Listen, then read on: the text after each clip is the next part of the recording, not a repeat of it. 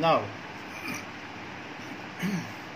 heating effect of electric current.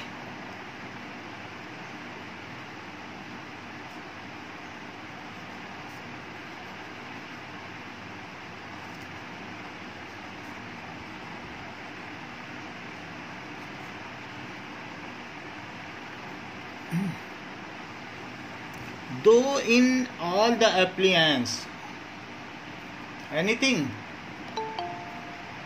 Sir power इसके बाद है क्या? पावर तो इसके बाद ही आएगी। Okay sir. अभी तक तो नहीं आई है पावर, इसी में तो है। ठीक है।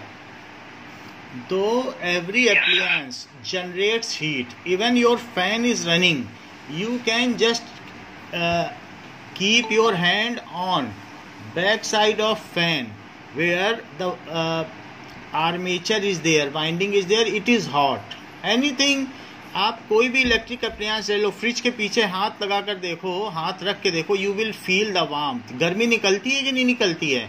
इसी तरीके से इवन कोई लाइटिंग अप्लायंस भी है, जैसे आपकी झालर है या बल्ब है, उसको टच करके देखो, ये गर्म रहता है। Yet we do not want that the lighted the device which gives us light should be warm. क्योंकि हमें उससे हीट तो नहीं चाहिए कमरे में, हमको लाइट चाहिए। लेकिन अगर वो गर्म हो जाती है, so it is we cannot avoid the dissipation of heat. तो वो हीट तो डिसिपेट करेगी, चाहे कूलर के पीछे हो तो उसका आर्मेचर हो, उसमें से हीट निकलेगी, या और कोई भी एप्लियंस हो तो उसमें कहीं ना कहीं थोड़ी ना थोड़ी हीट निकलती ही है। But there are certain device which are only made for purely heating. तो वो फिर अगर आपके पास एक हीटर है, रूम हीटर, वो तो पूरा हीट देगा और वो हीट आपके काम की होगी। इसी तरीके से इलेक्ट्रिक आयरन में जो भी निकलेगी वो हीट ही होगी।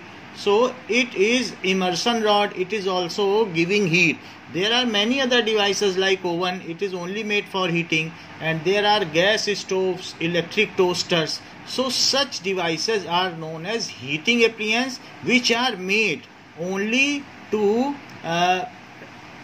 produce heat. So such appliances are known as heating elements. Though in all electric appliances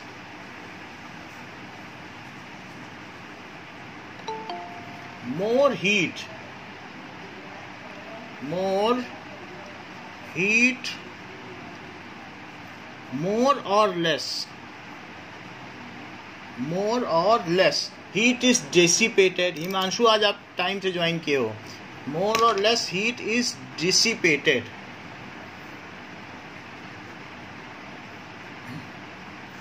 Though it is, whether it is made as heating element or not. So whether it is heating element or not,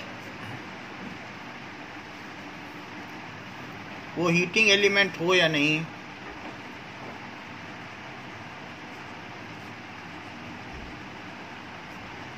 और not, उसमें थोड़ी ना थोड़ी heat तो dissipate होती ही है। But there are certain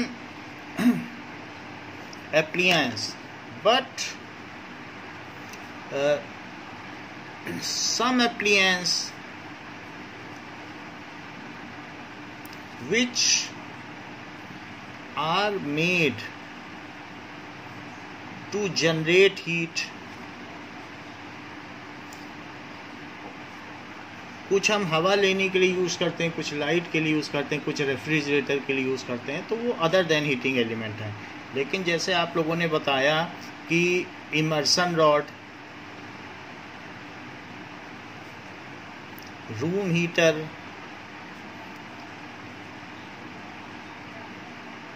और इंडक्शन कॉइल, इंडक्शन स्टोव भी आजकल आ गए हैं कि नहीं?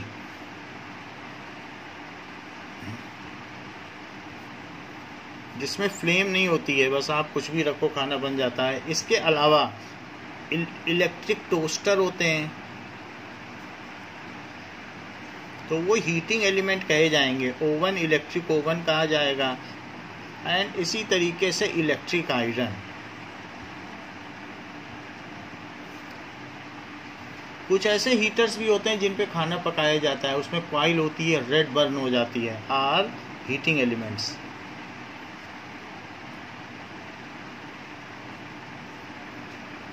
इसका मतलब क्या है आपको बताने का, मैं ये क्यों बता रहा हूँ। Whatever is the energy taken from mains, main से जितनी एनर्जी ली जाती है वो पूरी की पूरी वो हीट में बदल देता है, और 100% एफिशिएंसी है। जैसे मान लो कि ये एक फ़ैन है, तो फ़ैन के केस में इसकी जो भी एफिशिएंसी है वो 100% नहीं है, क्योंकि इसमें क्या होगा, फ़ैन के केस में some of its energy is given, कुछ एनर्जी तो इसमें दी जाएगी, 90% हवा के तौर पर है। हम चाहते हैं ये रोटेट तो करे पर गर्म ना हो, सो 90% energy is used for rotation. लेकिन रोटेशन में तो फ्रिक्शन भी होता है, और फ्रिक्शन होने की वजह से कुछ ना कुछ इसमें रेजिस्टेंस भी होगा। इतना बड़ा आर्मेचर है, कितनी सारी वाइंडिंग है इसमें, तो रेजिस्टेंस को एलिमिनेट नहीं कर सकते हो ना किसी भी चीज़ में। सिल्वर को भी करोगे तो उसमें भी रेजिस्टिविटी तो होगी ना, तो रेजिस्टिविटी होगी, तो रेजिस्टिविटी में इलेक्ट्रॉन कोलाइड करेंगे तो हीट जनरेट करेंगे, और हीट जनरेट तो होगी। तो 10% तो इसकी जो मेन से सप्लाई लेगा, मान लो 2 जूल एनर्जी ली या 1 जूल ली, तो 0.9 जूल तो रोटेशन में खर्च करेगा, लेकिन 0.1 जूल एनर्जी ये दे देगा हीट में। So 10% energy is used as heat. तो इस तरीके से हम देख रहे हैं कि इस एप्लियंस की फैन की एफिशिएंसी 90% हुई। उसने हमको तो वहाँ इलेक्ट्रिक हाउस से जो भी जोधपुर इलेक्ट्रिक यहाँ पर सर्विसेज हैं उसको मुझे पूरा पैसा, JNVL को पूरा पैसा देना पड़ता है। हमें मान लो 100 रुपये देना पड़ा, और पंखा हमने चलाया उसमें 90% ही हवा मिल रही, 10% तो हीट में बेकार हो गई। तो ऐसे केसेस में इसकी एफिशिएंसी 90% है।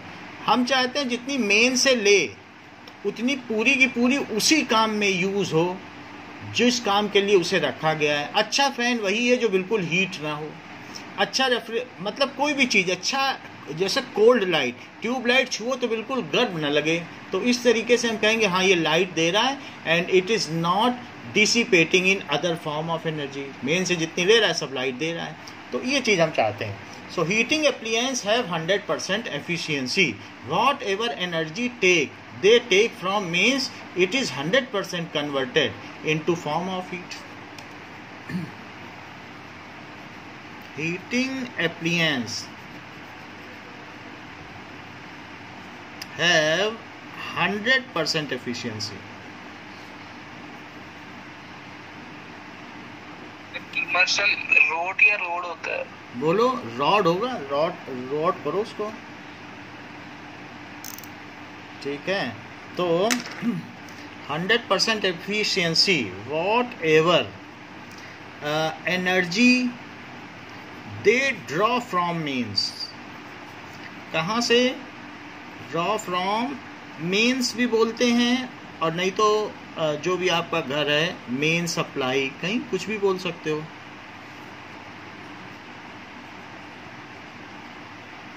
कुछ भी बोल सकते हो, ठीक है। इट इज टोटली कन्वर्टेड, वो पूरी की पूरी किस में कन्वर्ट हो जाएगी, it is totally converted into heat.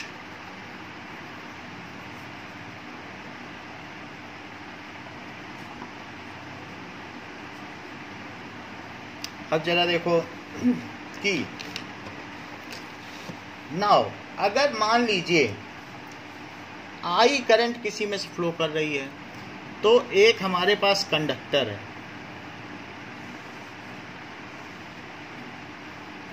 ये कंडक्टर है, और इस पर हमने कुछ पोटेंशियल डिफरेंस अप्लाई कर दिया। मेन से इसने 220 वोल्ट का पोटेंशियल डिफरेंस ले लिया। This is conductor. अच्छा, अब ये देखो कि अगर आपने इसमें V का पोटेंशियल डिफरेंस अप्लाई कर दिया है, तो इसने V का मतलब क्या होता है, V का मतलब होता है कि W/Q, ये चीज़ होती है। V का मतलब क्या होता है कि work done per unit charge. एक कूलम्ब चार्ज को यहां से यहां तक, मान लीजिए प्लस है, ये माइनस है, ये प्लस हुआ, ये माइनस हुआ, तो जब भी इलेक्ट्रॉन पॉजिटिव की ओर चलेंगे, चलते तो इलेक्ट्रॉन ही है। सो जब इतने इलेक्ट्रॉन जिसमें कि 1 कूलम चार्ज होता है, वो कितने इलेक्ट्रॉन होते हैं? 6.25 × 10⁻18 इलेक्ट्रॉन होते हैं, जिसमें -1 कूलम इलेक्ट्रॉन होता है। अच्छा, तो वो जब 1 कूलम चार्ज बियर करने वाले इलेक्ट्रॉन यहाँ मूव करेंगे, तो जितना भी वोल्टेज तुमने लगा रखा होगा, मान लो मैं 220 वोल्ट लगा दूं, तो उसका मतलब है 220 वोल्ट का मतलब क्या है? 220 जूल पर कूलम, क्योंकि जूल पर कूलम को ही तो वोल्ट कहा गया था। तो एक कूलम चार्ज अगर यहाँ से यहाँ गुजरेगा, यहाँ से यहाँ तक टर्मिनल पे आएगा, तो 220 जूल एनर्जी दे देगा। या ये कह सकते हो कि V = W/Q, पर कूलम में जितने जूल एनर्जी डिसिपेट की जाए। अगर 10 जूल एनर्जी दे एक कूलम चार्ज यहाँ से आते समय, तो कह दो मेरी बैटरी तो 10 वोल्ट की है। क्यों? क्योंकि उसने पर कूलम कितना एनर्जी डिसिपेट किया। आपको रोशनी कितने एनर्जी के रूप में मिली? 10 जूल। मान लो ये V10 आ जाए, तब क्या कहोगे जरा भाई? अगर 10 जूल पर कूलम है, एक कूलम चार्ज यहाँ से यहाँ तक गया, उसने मुझे 10 जूल एनर्जी दी, इसका मतलब है कि यहाँ पोटेंशियल डिफरेंस कितना लगाया गया होगा? 10 जूल। अच्छा, so let when Q coulomb charges passes from, अब ये अलग अलग टर्मिनल हैं। So when Q coulomb charge passes through this resistor, let Q coulomb charge passes through this register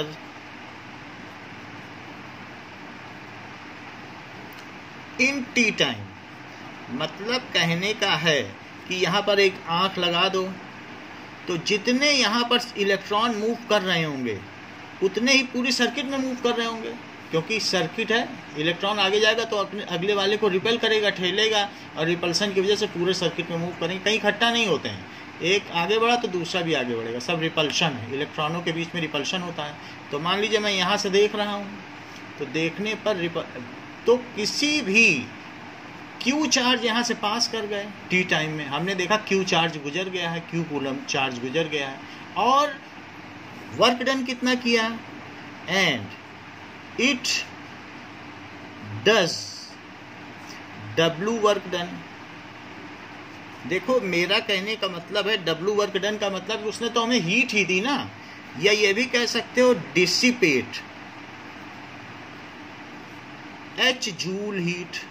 क्यों? क्योंकि मैं हीटिंग अप्लायंस की बात कर रहा हूं, तो या तो W वर्क डन करेगा, और हीट तो किसी भी फॉर्म में हो सकती, ये जो वर्क डन है वो। हाँ बोलो सर, एक बार वापस बताओ, फिर से समझो, फिर से पूरी बात समझो। मैं ये कह रहा हूं कि अगर B से A की तरफ Q कूलम्ब चार्ज गया और T समय में गया, कितने समय में गया बताइए? T टाइम में। T सेकंड में Q कूलम्ब चार्ज गया, और उसने मुझे कितनी हीट दी बताओ? H हीट दी। कितनी हीट दी? H। तो अगर उसने, मान लो मैं ये कहता हूं H हीट दी होगी, तो उसने मेंस से कुछ एनर्जी भी ली होगी। मेंस से एनर्जी लेता है कोई, तभी तो उसका पैसा इलेक्ट्रिसिटी बोर्ड हमसे लेने आता है कि भाई तुमने हमारी इलेक्ट्रिसिटी लाइन से इतनी एनर्जी ली। तुमने भले ही उससे पंखा चलाया हो, लाइट जलाई हो, ओवन चलाया हो, हमसे लेना देना नहीं है। तुमने हमारे मेन से इतनी लाइन ली है, देख लो तुम्हारा मीटर बता रहा है कि तुमने कितनी एनर्जी ली है, उस एनर्जी का पैसा दो। तो इस तरीके से इलेक्ट्रिसिटी बोर्ड यही हमसे मांगता है। तो हम अपने हीटिंग अप्लायंस की बात कर रहे हैं। मान लो इस सर्किट में से Q चार्ज गुजरा, T टाइम पे गुजरा, और उसने हमें कितनी एनर्जी दी? हीट दी। या तो W जूल हीट दी, या अगर हीट दे रहे हो तो यानी H हीट है तो H जूल हीट दी। आपका मीटर जितना घूम जाए उससे पता चलता है कि भाई उसने W वर्क डन किया। मीटर घूमता है ना, जब आप चलाते हो लाइन, तो आपके बाहर एक मीटर है, इलेक्ट्रिक मीटर। Yes, sir. इससे पता चलता है कि आपने उससे कितनी बिजली ले ली। तो अगर मान लो क्यू चार्ज इसमें से गुजरा, तो अगर क्यू चार्ज निकला इसमें से और टी टाइम पे निकला और उसने कितना वर्क डन किया, डब्ल्यू वर्क डन किया। डब्ल्यू बैटरी ने दिया होगा तभी तो डब्ल्यू वर्क डन करेगा कि अपने आप से करने लगेगा, अपनी एनर्जी से करने लगेगा क्या? No sir. जो इलेक्ट्रिक एनर्जी यहाँ कंज्यूम होगी वही तो हीट एनर्जी बनेगी। बताओ। Yes, sir. Because energy cannot be generated, cannot be destroyed. It only can be converted from one form to another. It is the law of conservation of energy. तो यहाँ से W joule energy इसने extract की, chemical energy, क्योंकि ये cell chemical है, और किस में कन्वर्ट कर दी? हीट एनर्जी में। यहाँ तक बात ठीक है? अच्छा, अब मुझे ये बताओ पावर क्या होती है? क्या पावर होती है work done? Sir screen pause हो गई। Okay, no sir. ठीक है। सही है एकदम। पावर क्या होती है? Work done upon time taken. Sir आपको आवाज आ रही सर? हाँ आ रही बेटा। सर वो अभी सर बीच में सर वो आपका सर दिख नहीं रहा था सर, वो पूरी स्क्रीन पे थोड़ा। अभी ठीक है? हाँ सर अभी सही है। चलो, पावर क्या होती है बताइए? Power is work done upon time. Rate of work done by electrical appliances is known as power. तो हम तो किसी इलेक्ट्रिकल एप्लियंस से यही कहेंगे कि जितना उसने वर्क डन किया है वही उसकी पावर है। ठीक है? तो व्हाट इज पावर? तो इलेक्ट्रिकल पावर क्या होती है? अब यहाँ मैं पावर के जगह अब इलेक्ट्रिकल पावर लिख रहा हूँ क्योंकि ये इलेक्ट्रिक एप्लियंस से जुड़ी हुई है। Electrical power is rate of, ठीक है, work done by electric appliances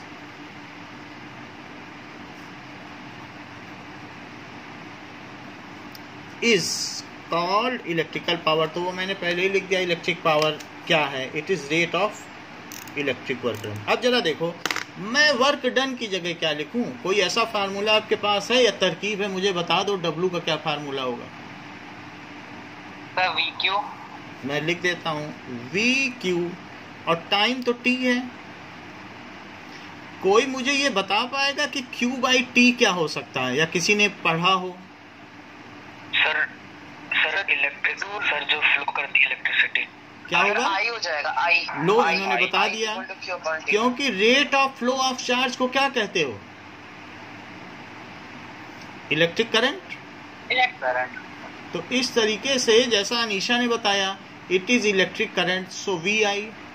now इस तरीके से पावर क्या हो गई बताइए? वी आई हो गई। Power is equals to V I.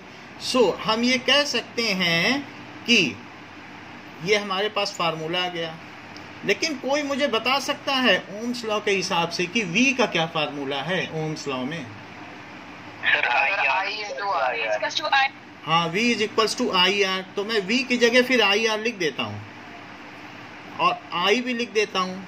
तो ये क्या हो जाएगा? I स्क्वायर आर हो जाएगा। तो फिर P इज इक्वल्स टू क्या हो गया? I square R. तो ये भी पावर का फार्मूला हो गया। अब जरा देखो, P is equals to V I तो था ही। बोलो सर। जैसे आपने बोला फैन की वो 90% मतलब रोटेशन में यूज करता है और 10% फ्रिक्शन। सर फिर जैसे इलेक्ट्रिक ब्लोअर होता है सर, उसमें भी तो मतलब वो तो हीटिंग अप्लायंस है, वो भी घूमता है। सर आपने इधर लिखा हीटिंग अप्लायंस है 100% एफिशिएंसी। हीटिंग अप्लायंस 100% एफिशिएंसी है। अब जैसे आप उसको ब्लो कराओगे तो उसमें क्या होगा? जो भी हीट होगी वो उसकी अपनी हीट को भी वो ब्लो कर देगा, वो ऊपर आ जाएगी। देखो आपने उसमें आर्मेचर को कराया है, वो एक तरीके से कुछ ना कुछ उसमें आगे वाला जो उसके कॉइल है उसने हीट जनरेट की और पीछे के फैन ने क्या किया? उसको आगे भेज दिया। लेकिन जो पीछे का फैन है उसकी फिर भी कुछ न कुछ एफिशिएंसी कम होगी, क्योंकि आप आर्मेचर के तौर पर नहीं चाहते थे। तो प्योरली हीटिंग अप्लायंस में ब्लोअर को नहीं लाना चाहिए। जैसे रूम हीटर जो सिर्फ होते हैं ना, जिसमें कॉइल होती हो, उसको रखना ज़्यादा ठीक है, क्योंकि फ़ैन तो कहीं भी रहेगा, उसकी एफिशिएंसी वैसी ही होगी, कुछ ना कुछ हीट इधर उधर जाएगी या पूरी तरीके से फेंक नहीं पाएगा हीट। लेकिन ऐसे जैसे इंडक्शन कॉइल हो गई, ओवन हो गया, ये प्योरली हीटिंग अप्लायंस है। इमर्सन रॉड, आपका 1 जूल एनर्जी भी इधर उधर नहीं जाएगा। समझ में आ गई बात की नहीं? और बाकी तो अल्टीमेटली बाकी आपका ब्लोअर है, तो अगर गर्म भी होगा, तो अगर उसका पंखा गर्म भी होगा तो क्या करेगा बताओ? अल्टीमेटली रूम को ही गर्म करेगा, और उसी पर्पस के लिए रखा गया है। तो आपका वो जो हीट के रूप में लीक है, वो लीक माना नहीं जाएगा, because it is only warming your room. Fan को तो आप वैसे नहीं रखते, लेकिन ब्लोअर में तो फैन का वही पर्पज़ है ना। तो इस तरीके से आप जैसा भी हो, अलग अलग तरीके की एफिशिएंसी वाले ब्लोअर सब कुछ आते हैं, अलग अलग कंपनी के, इसीलिए महंगे होते हैं, कुछ कैसे होते हैं, because of the concept of efficiency. जिसकी एफिशिएंसी अच्छी होगी वही महंगा होगा। P = VI। अच्छा, कोई I का फार्मूला बताएगा ओम्स लॉ पे? V/R। तो बताओ P क्या हो जाएगा? V²/R। अभी तक हमने 3 फार्मूले देख लिए हैं P के। तो अनीशा, क्या आप मुझे इन एग्रीगेशन ऑल 3 फार्मूला बता सकती हो?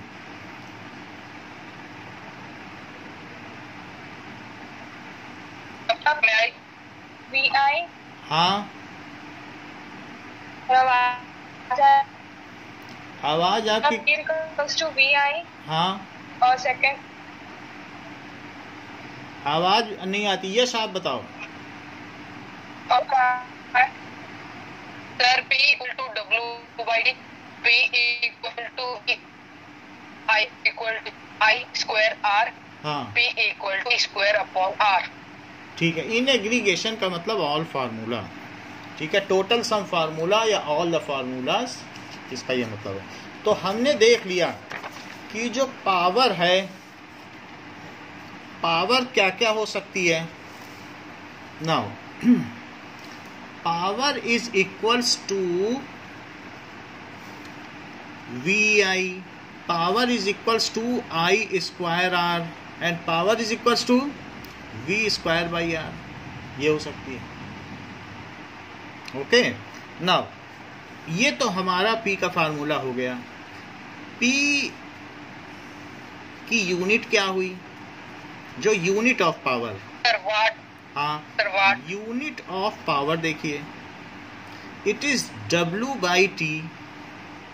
W/T का मतलब है W का वर्क डन, तो वर्क डन जूल में हुआ, टाइम हो गया सेकंड में, तो इसलिए that is equals two joule और पर सेकंड, जूल पर सेकंड। या इसे क्या कह सकते हैं? वॉट। अगर लेटर में लिखो तो ये जेम्स वाट के नाम पर है, जिनके नाम पर 3000 पेटेंट हैं, 3000 उन्होंने अलग अलग इन्वेंशंस किए थे, तो उसके नाम जेम्स वाट के नाम पर ये है। तो ये वाट हो गया, यूनिट ऑफ पावर वाट है। अब जरा देखो कि मान लीजिए आपके पास एक 60 वाट का बल्ब है, तो ये 60 वाट का बल्ब है, इसके ऊपर लिखा होगा 60 वाट। व्हाट डज इट मीन 60 वाट का है? क्योंकि अब हमने इसको, इसके जो दोनों टर्मिनल हैं उसको मेन सप्लाई से जोड़ दिया। अच्छा, इसमें एक शर्त भी रखी है कि 60 वाट और एक और चीज लिखी होगी 220 वोल्ट, कि 220 वाट का मतलब क्या होता है सर? बोलो। वाट का मतलब सर, अभी वही तो समझा रहे हैं, जब तक समझोगे नहीं कैसे पता चलेगा। सो वाट का मतलब क्या है? देखो 60 वाट भी लिखा है, 220 वोल्ट, यानी वो कह रहा है कि 220 वोल्ट पे ही लगाओगे तभी हम 60 जूल पर सेकंड देंगे। वाट तो क्या है? 60 जूल पर सेकंड। कह रहा है हम इतनी आपको एनर्जी देने की क्षमता रखते हैं। ये बल्ब कह रहा मैं टंगस्टन वायर का बना हूँ और हर सेकंड 60 जूल डिसिपेट करूँगा, चाहे लाइट के तौर पर ले लो चाहे हीट के तौर पर ले लो, 60 जूल में देता रहूँगा। 90% लाइट रहेगी, 10% हीट रहेगी, कुछ भी रहेगा, लेकिन दूंगा 60 जूल एनर्जी वहाँ से लेकर। अच्छा, कोई बल्ब अगर 500 वाट का है, व्हाट डज इट मीन? वो 60 वाट के बल्ब को अगर तुम सोचो कि मैं घड़ी वाले सेल पे लगा दूं तो क्या होगा बताओ? तब भी क्या वो उतनी तेजी से रोशनी देगा?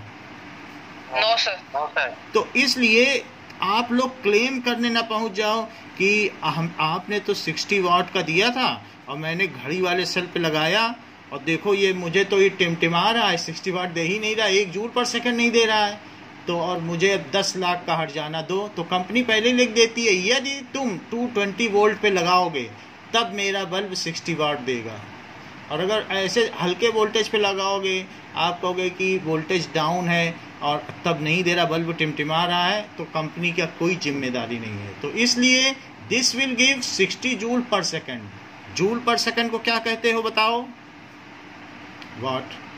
तो अगर 500 वाट का कोई बल्ब है तो यश इसका क्या मतलब हुआ? 220 वोल्ट पर अगर 500 वाट का बल्ब लगा दिया आपने, तो इसका मतलब क्या है? सर वो 500 वाट की एनर्जी सब ले रहा है सर 1 सेकंड में। 1 सेकंड में 500 वाट की, यानी पहली बात तो वाट एनर्जी नहीं है। अब जरा बात समझो कि दो अलग अलग लोग हैं, एक यश हैं और एक सृजन है। ये तो यश मान लीजिए इस तरीके से इस पर चढ़ रहे हैं सीढ़ी पर, और सृजन भी चढ़ रहे हैं, दोनों एक ही सीढ़ी पे चढ़ रहे हैं। तो अब जरा देखिए कि इस तरीके से दोनों लोग चढ़ रहे हैं।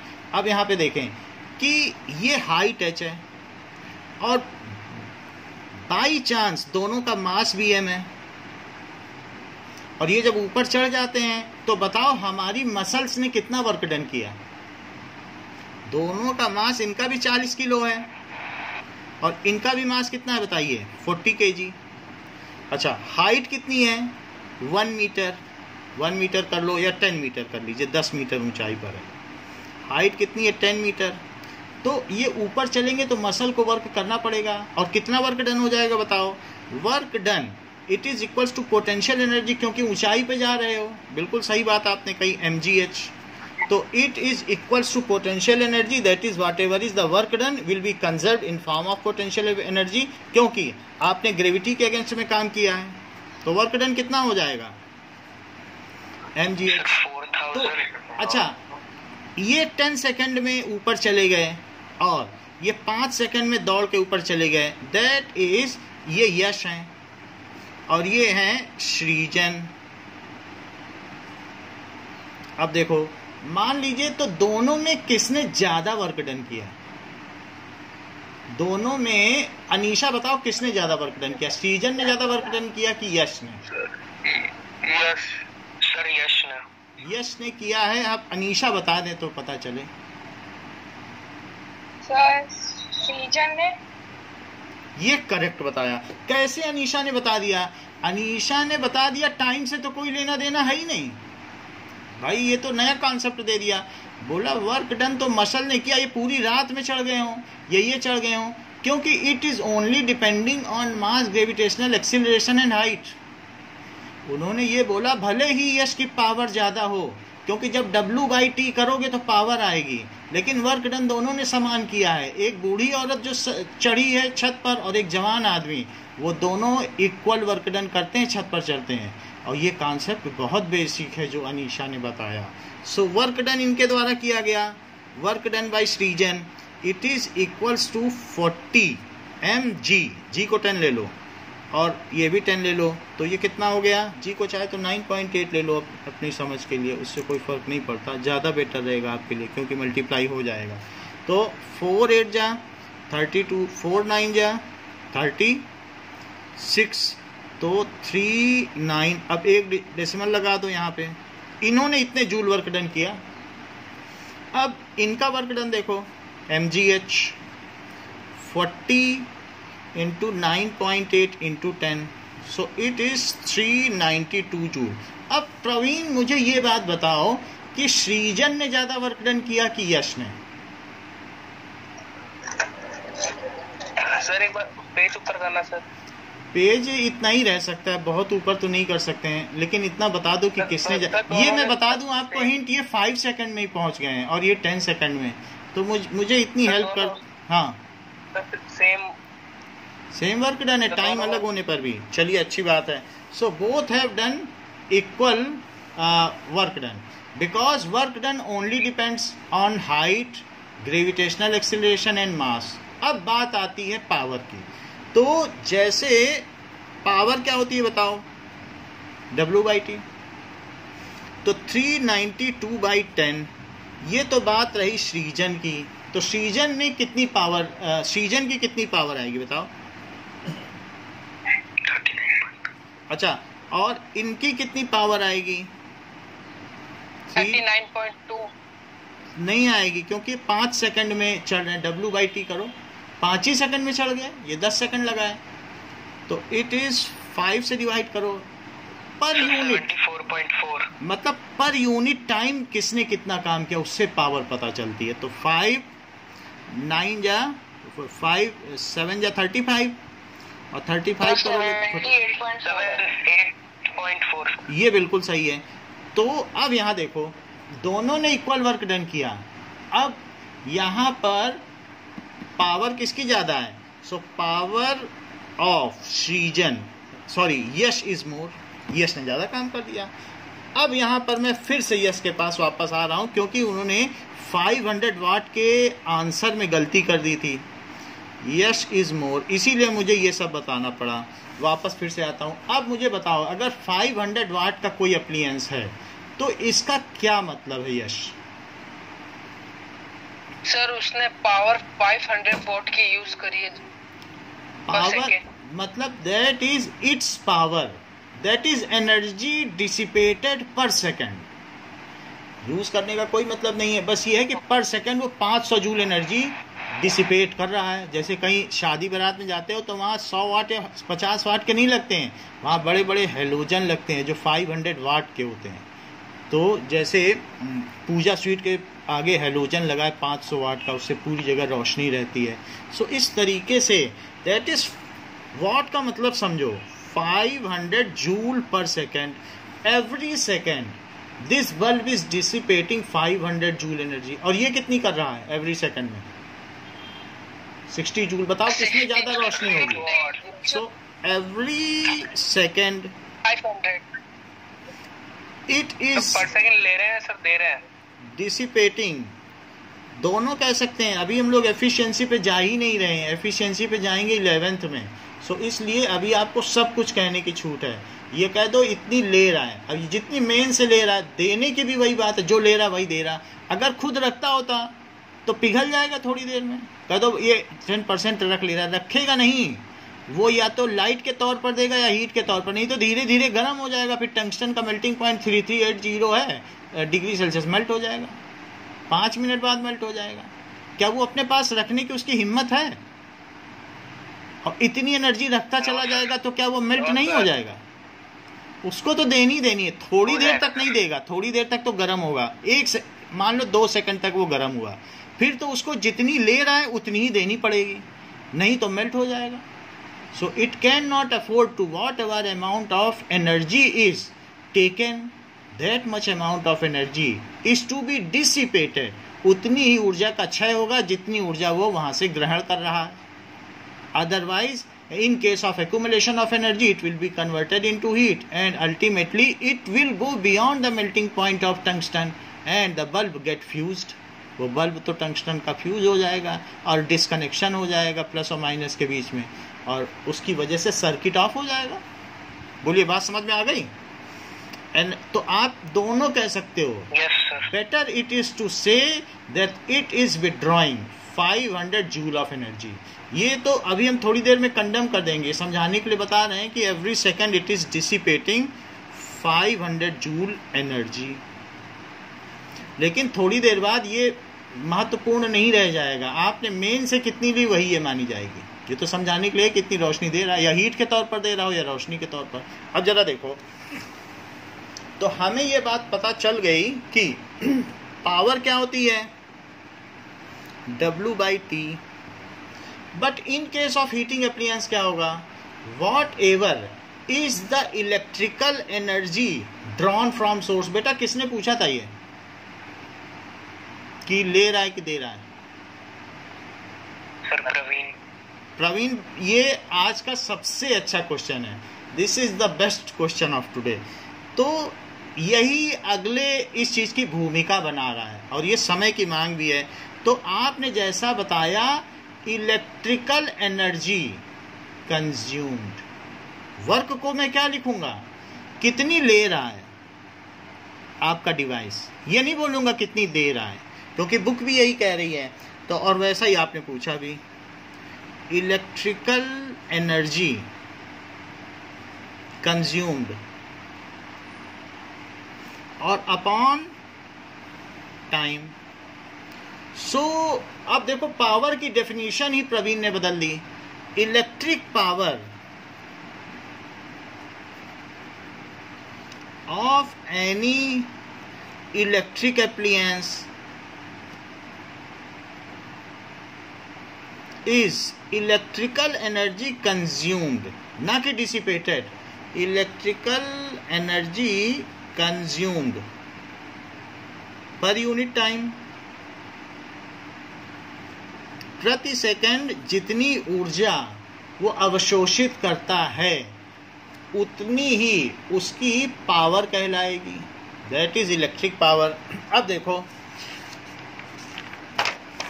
सो P is equal to W/T। बोलो इस बार यहाँ इतनी बात से सहमत हो कि P is equal to W/T? इसमें तो किसी को कुछ इतराज नहीं है। तो क्या मुझे ये कह सकते हो कि W is equal to PT?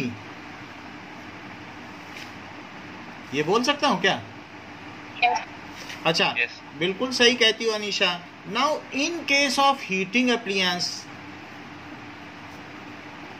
In case of heating appliances, whatever energy is consumed is totally converted into heat.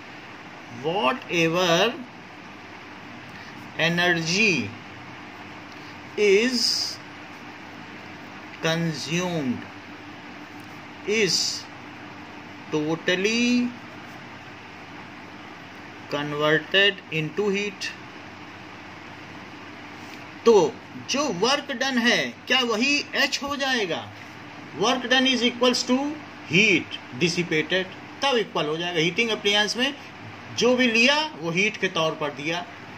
So work done, बल्कि वर्क डन न लिख के हम इसको कह दें electrical energy consume is heat energy dissipated, ये भी बोल सकते हो। वर्क डन और क्या है, जो ले रहा है वो वर्क डन है। उससे अच्छा है कि कह दो जो हीट दे रहा है वो वर्क डन है। ले रहा है से थोड़ी वर्क डन हमें बोलना चाहिए, हमें तो ये बोल देना चाहिए। वैसे सत्य तो यही है कि जो लेगा वही देगा, नहीं तो इलेक्ट्रिक अप्लायंस मारा जाएगा। थोड़ी देर अगर उसके अंदर अपने अंदर संचित करने की क्षमता हुई या लालच हुई तो वो बिल्कुल जल्दी फ्यूज हो जाएगा, वो सस्ती कंपनी का है। Now that is electrical energy consumed, और या तो इतना गर्म हो जाएगा कि मेल्ट हो जाएगा, consumed. It is equals to heat energy dissipated, क्योंकि उसकी 100% एफिशिएंसी है, वो सब हीट में दे देगा। ये सेंटेंस समझ में आया कि हीटिंग एप्लायंस के लिए जितनी वो ले रहा है वो सब हीट के तौर पर दे रहा है? बोलो। हाँ, मतलब जितना भी वो हीटिंग एप्लायंस है, जैसे एक ये हीटिंग एप्लायंस लो, तो हीटिंग एप्लायंस क्या करेगा, इसके अंदर कॉइल लगी है। ऐसा हीटर देखा, इलेक्ट्रिक हीटर? Yes sir. ऐसे ऐसे होता है, और उस हीटर में यहाँ पर हैंडल लगा होता है दोनों तरफ ऐसे, और उसमें लोग खाना भी पका सकते हैं, कैसे भी। ऐसा भी एक हीटर आता है बाजार में। तो अब इसमें यहाँ पे इलेक्ट्रिक कॉर्ड लगी है, तो उसी से एक कनेक्शन यहाँ दिया है और एक कनेक्शन यहाँ दिया है, और यही कॉर्ड जा करके मेंस में जाएगी और वहाँ मेंस में इससे जुड़ जाएगी। इसका एक कनेक्शन यहाँ होगा, एक वायर यहाँ होगा और एक वायर यहाँ लग जाएगा। ओके, नाउ अब जरा देखो, ब्लर हो गई है? Yes sir. चलो ठीक करते हैं। Yes sir.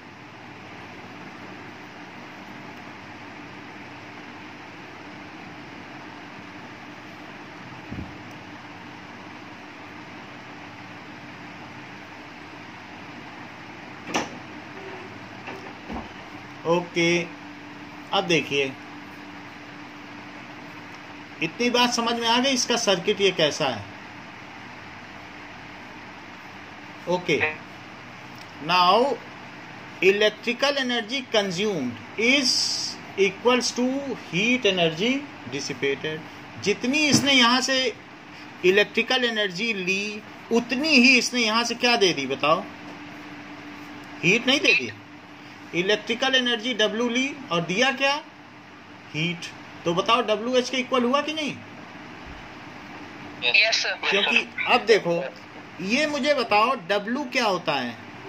क्या ये P इंटू T है? Yes sir. अच्छा, ये बताइए अनीशा, क्या W की जगह मैं H लिख सकता हूँ हीटिंग अप्लायंस के लिए? बताओ। ब्लर हो रहा है, एक ब्लर हो रहा है। ओके, तो मैं एसी चला देता हूँ, तो ये फोन गर्म हो जाता है। 1 मिनट।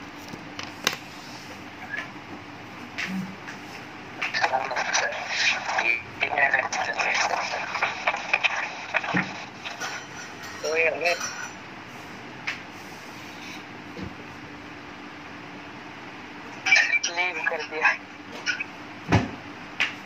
बेचारा। अमित को मत चिढ़ाया करो। चिढ़ाता उसने काम ही डीप लगा। अरे उसका तुमने देख ही नहीं ना कारनामे, इसीलिए बोल रहे हैं। सब देख रहे थे। अभी ठीक हो जाएगा 1-2 मिनट में। नाउ अब देखिए,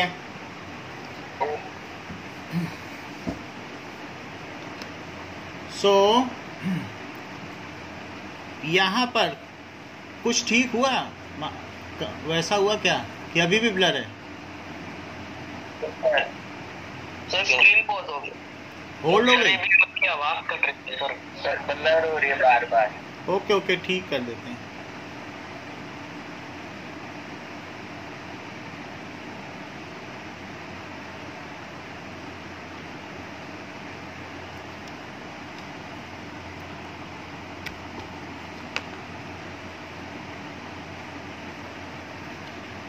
वही श्रीजय, इसकी प्रोफाइल पिक्चर बड़ी मस्त थी ना 2 दिन पहले। अरे भाई तो यार,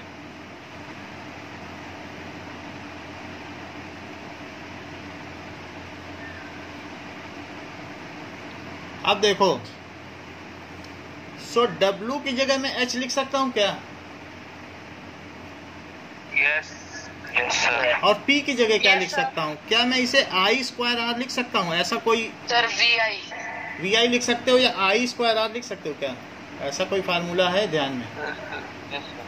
वैसे P is equal to VI होता है, मैं यश की इस बात से सहमत हूँ, लेकिन V क्या होता है? क्या VIR होता है? और I बाहर, Yes, sir. V is equal to IR होता है ओम्स लॉ से। तो क्या P is equal to I² R हुआ? और यही वैल्यू मैं P की जगह डाल दूं तो फिर क्या हो जाएगा? H is equal to I² R into T हो सकता है। तो H की वैल्यू क्या हो गई? I² RT। समझ में आ गई बात? यानी हीट डिसिपेटेड किसके इक्वल है? Heat dissipated is proportional to square of current flowing through appliance. जबकि R और T कांस्टेंट रहें।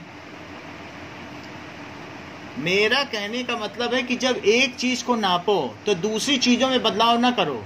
अगर I को डबल कर दोगे तो हीट डिसिपेटेड कितनी हो जाएगी अनीशा? I अगर डबल कर दिया जाए तो हीट डिसिपेटेड कितनी हो जाएगी? सर डबल हो जाएगी। ये बिल्कुल ठीक कहा। देखो कैसे अनीशा ने बताया वो हम एक्सप्लेन कर दें। इन्होंने कहा कि जैसे H is equals to I² RT है, अब ये कहती हैं कि इसे 2I कर दीजिए सर। ऐसा अनीशा कहती हैं कि अब डबल कर दीजिए, दूसरी चीज़ें मत बदलिए, इसी को 2I कर दीजिए। मैंने कर दिया और नई हीट निकालना चाहती हैं। तो ये 4I² हो गई। अब इस I² की जगह जानते हो ये क्या रखना चाहती हैं? 4 × H।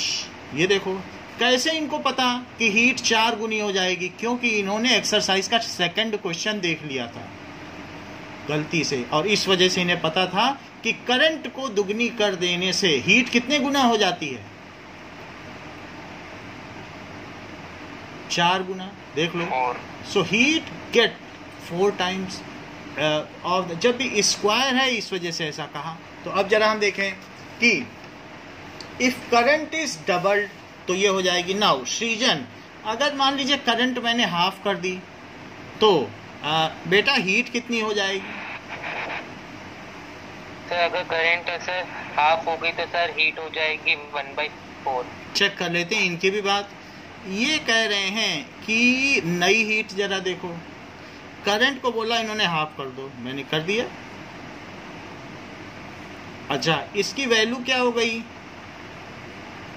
/4। और I² की जगह ये क्या लिख देंगे? क्या H लिख देंगे?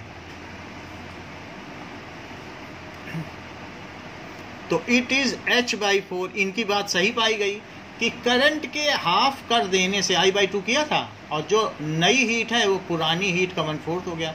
आधी करंट कर दोगे, अगर आधी करंट कर दोगे तो हीट जो निकलने वाली वो 1/4 हो जाएगी। ओके। अच्छा, अब मुझे ये बताओ सृजन कि वोल्टेज को हाफ कर दिया जाए तो हीट डिसिपेटेड क्या हो जाएगी? तो एक बार रिपीट कर दीजिए क्वेश्चन। वोल्टेज हाफ कर दिया जाए,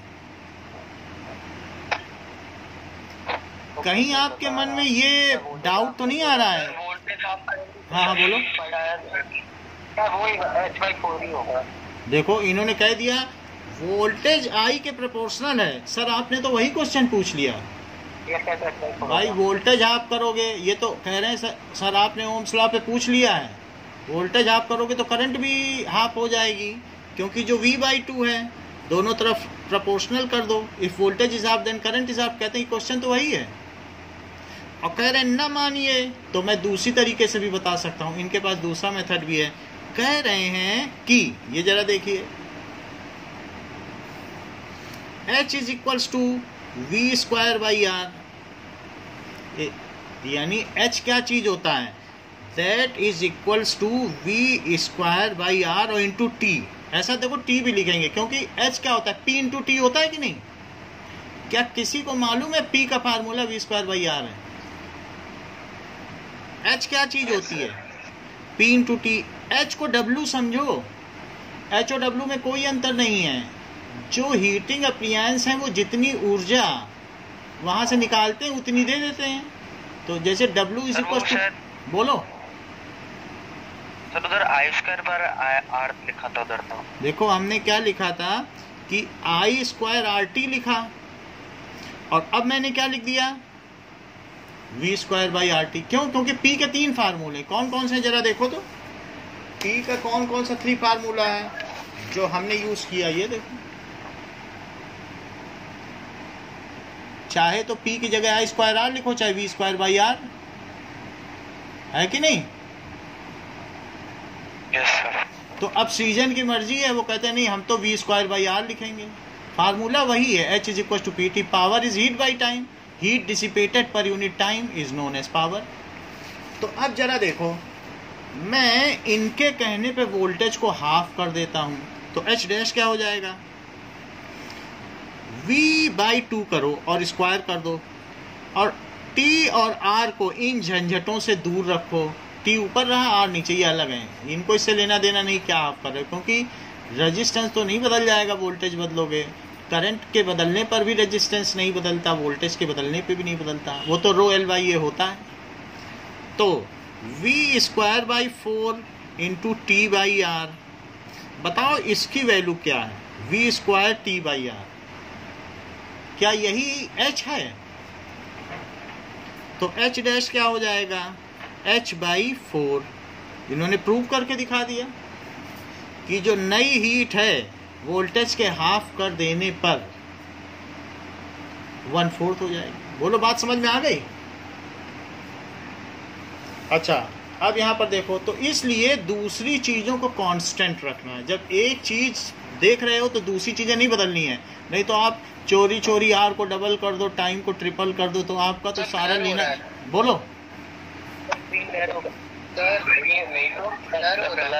ब्लर हो गई तो फिर से करते हैं, धीरे धीरे ठीक हो जाएगी।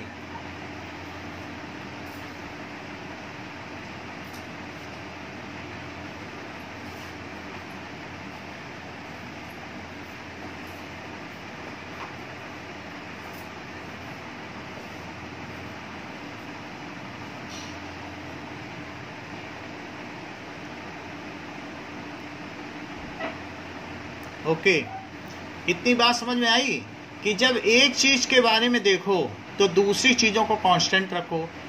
अच्छा, अब ये मुझे बताओ अनीशा, अगर आई को डबल कर दिया जाए। Okay Anisha, tell, if I को डबल कर दिया जाए तो हीट डिसिपेटेड पर क्या फर्क पड़ेगा?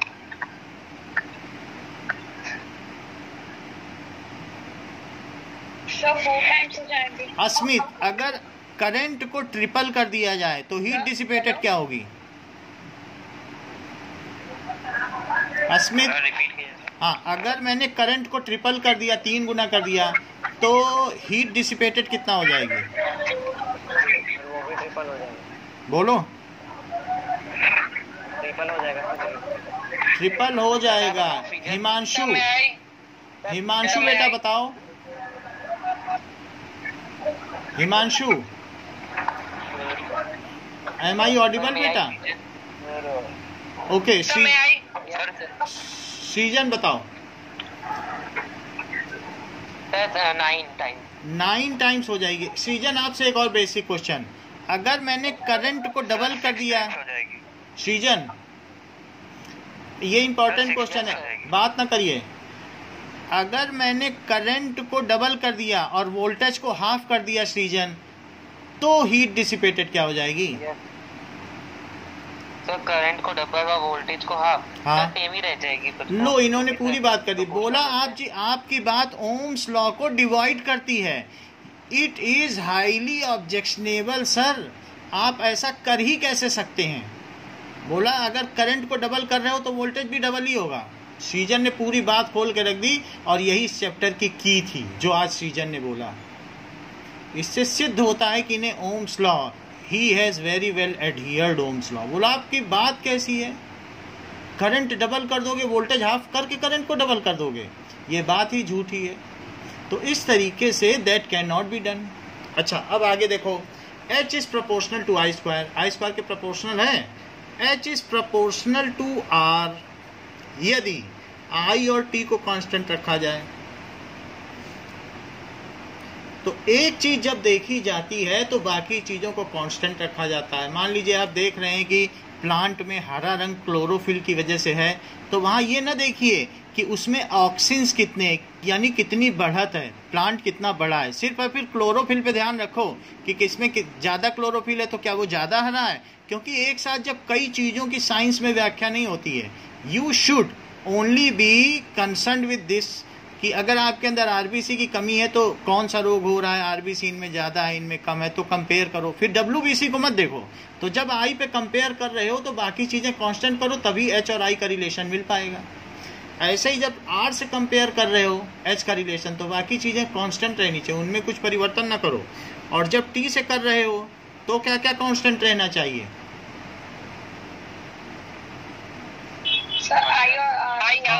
आई और आर कांस्टेंट। तो ये बात जो है इसको कहते हैं joule heating law.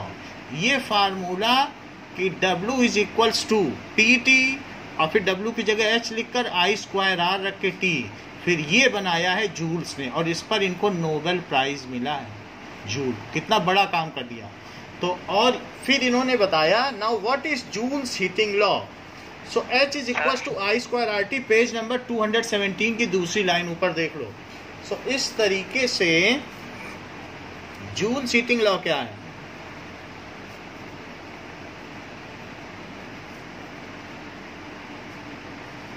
It is H is equals to I square RT, what it states, इनका लॉ स्टेट क्या करता है?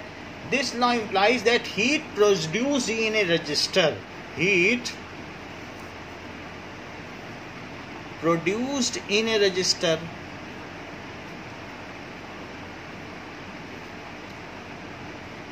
इज, पहली चीज, directly proportional to square of current, directly proportional to square of current,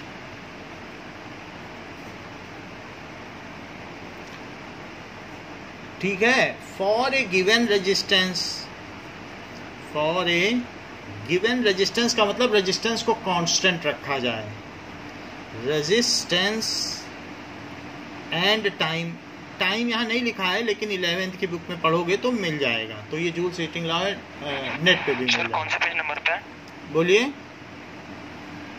sir, कौन से page number पे है? ये 217 में सबसे ऊपर है। तो it is directly proportional to square of current for a given resistance and time. देख लो, हीट इज डायरेक्टली किसके प्रोपोर्शनल है? Square of current and for given resistance and time. और सेकंड क्या होगा? और किसके प्रोपोर्शनल है बताइए? डायरेक्टली प्रोपोर्शनल टू, ठीक है, directly proportional to resistance. R के डायरेक्टली प्रोपोर्शनल है, देख लो। I square square of current के डायरेक्टली प्रोपोर्शनल है, देख लो। टाइम के डायरेक्टली प्रोपोर्शनल है, देख लो। So it is directly proportional to resistance for given current and time. और तीसरी चीज, डायरेक्टली प्रोपोर्शनल, इन्होंने बता दिया ओपी जूल, पूरा नाम भी बता दिया। और ओपी का फुल फॉर्म क्या है? जेम्स जूल, जेम्स जूल बता रहे हैं। डायरेक्टली प्रोपोर्शनल टू, ये और किसके डायरेक्टली प्रोपोर्शनल है? It is directly proportional to time. Okay, directly proportional to time for given current and resistance। Anisa repeat करो। सर स्क्रीन थोड़ी, स्क्रीन अभी ठीक करते हैं। अनीसा रिपीट करिए। Sir joule heating law repeat करो। सर आवाज आ रही है? हाँ आ रही है, अभी ठीक आ रही है। बोलो। सर आवाज आ रही है? आवाज आ रही है, आप बोलिए। Heat produced in a resistor is first directly proportional to square of current for a given resistor. हाँ। And second directly proportional to the resistance for, हाँ, for given current and for given current and time. वो भी बोलना है कि क्या क्या constant है। हाँ जैसा बोला है। हाँ बोलो, थर्ड बोलो। Third is directly proportional to time for a given current and resistance। बिल्कुल सही बोला आपने। अब हम देखते हैं कि नाउ एग्जाम्पल, इसमें जूल हीटिंग लॉ जब बताया गया तो उसके लिए एक सर्किट बना दिया गया। That circuit is a basic circuit. कोई भी इलेक्ट्रिक सर्किट ले लीजिए, तो इन्होंने बताया कि यहाँ पर एक हीटिंग एप्लियंस लगा दो कोई भी, और उसको किसी सेल से या मेन से जोड़ दो। ये एमीटर है, ये करंट को मीजर करेगा, प्लस की तरफ प्लस रहेगा, माइनस की तरफ माइनस, और इसमें एक वोल्ट मीटर लगा दीजिए, ठीक है। और ये आर है, बाकी करंट आई हो रही है, तो हीट को तो मेज़र करने के लिए इन्होंने कोई डिवाइस नहीं लगाई, बट एक बेसिक सर्किट सा बना दिया, तो वो वही है जो हम यूज़ करते हैं। It is all the same.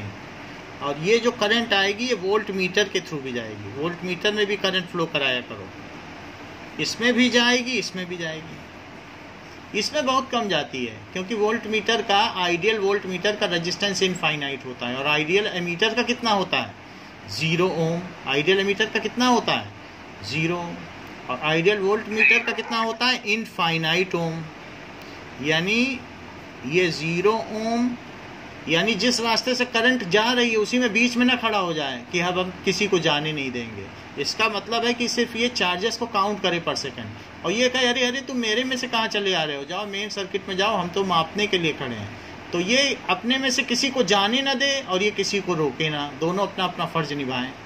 अब जरा देखो कि एग्जाम्पल 12.10 क्वेश्चन में क्या कहा गया है? एक an electric iron consumes energy at the rate of 840 वाट। तो 840 वाट है। नाउ अब जरा देखो, इस क्वेश्चन को करने से पहले हम 1 वाट डिफाइन कर लें।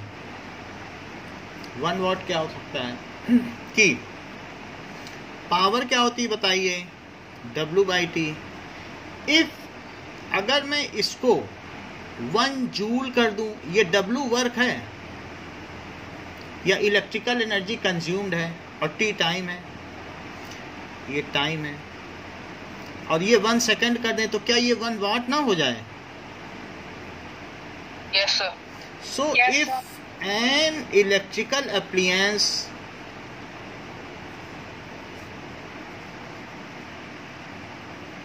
consumes 1 joule energy from means भी हो सकता है या सोर्स ऑफ पोटेंशियल डिफरेंस। अगर बैटरी लगाइए तो सोर्स ऑफ पोटेंशियल डिफरेंस बोलोगे। सोर्स ऑफ बैटरी, मेंस का मतलब होता है तुम्हारे घर की सप्लाई लाइन 220 वोल्ट, और सोर्स ऑफ पोटेंशियल डिफरेंस एक है cell. Cell is a source of potential difference. और ये क्या है?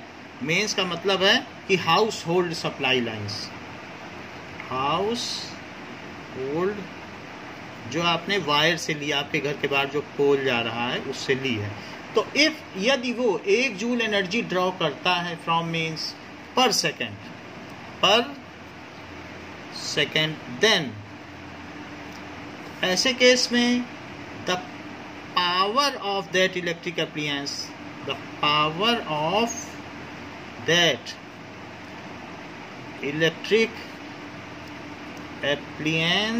is 1 watt। बेटा कुणाल इस चीज को रिपीट करो।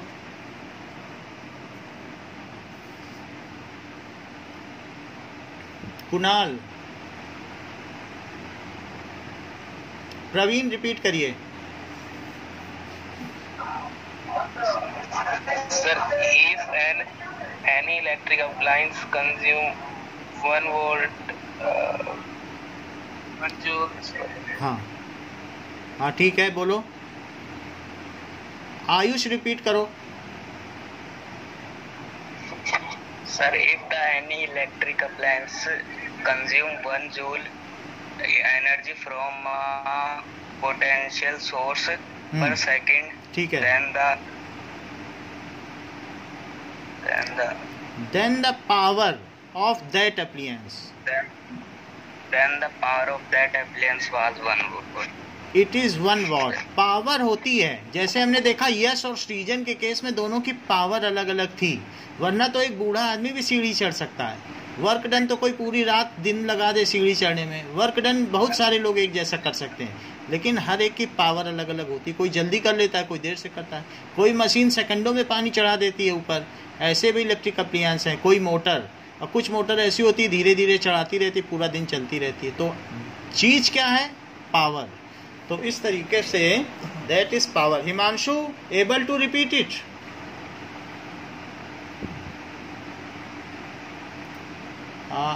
Otherwise, yes, repeat it. If an electric appliance consume 1 joule energy from source of potential difference,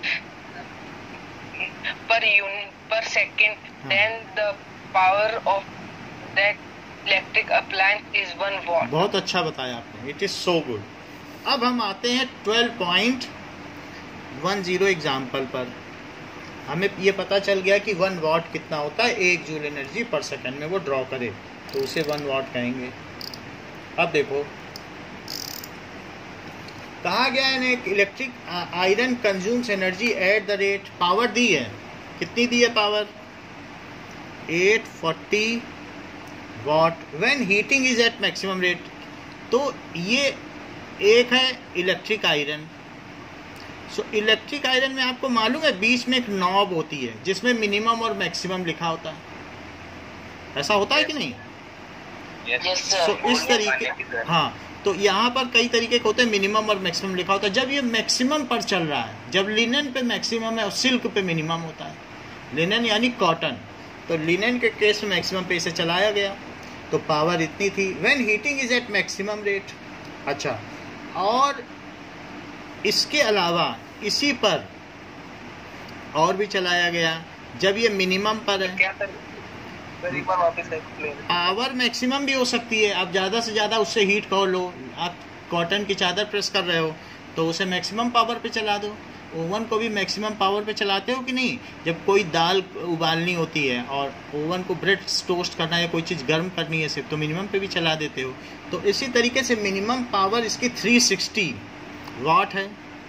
minimum पे कर दो, सिल्क का कपड़ा है तो 360 पे चलाओ, कॉटन है, कॉटन जलता नहीं है तो इसलिए 840 पे चलाओ। अब देखो दोनों को मेन सोर्स से सप्लाई दी गई है, तो 220 वोल्ट से दी गई है घर की सप्लाई। तो कह रहा है कि दोनों के केस में करंट बता दीजिए। तो कोई ऐसा फार्मूला है आपके पास जो पावर वोल्टेज और करंट पे बेस्ड हो? कह रहा है करंट बता दो। P is equal to VI। यही सही है। So P is equals to VI, तो I बराबर it is equals to P by V। तो कितना हो जाएगा? This is maximum 840 upon 220। तो 0 से 0 गया और ये गया 42 और ये है 11। तो बताओ 42 बाई 11 क्या हो जाएगा? इतना आ गया। ये पावर हो गई, ये करंट हो गई जो कि एम्पियर में हो गई, आई है। तो अब इसको थोड़ा और करो, 11 3 जा 33, तो क्या बचेगा सर? 3.82 एम्पियर। चेक कर लेते हैं। 11 3 जा 33, तो दैट इज 93.8 आ गया, तो 88, फिर 20 आ गया। ठीक है, 2 तक आ जाएगा। 20 और 22 सेम ही होते हैं, तो 20 कर लो या 22, तो ये सही बता रहे हैं 3.82 एम्पियर। अच्छा, मुझे अब चाहिए क्या? रेजिस्टेंस भी पूछ रहा है, तो क्या ओम्स लॉ लगा दें? Yes sir. यस। चलो, R is equal to अच्छा V कितना है?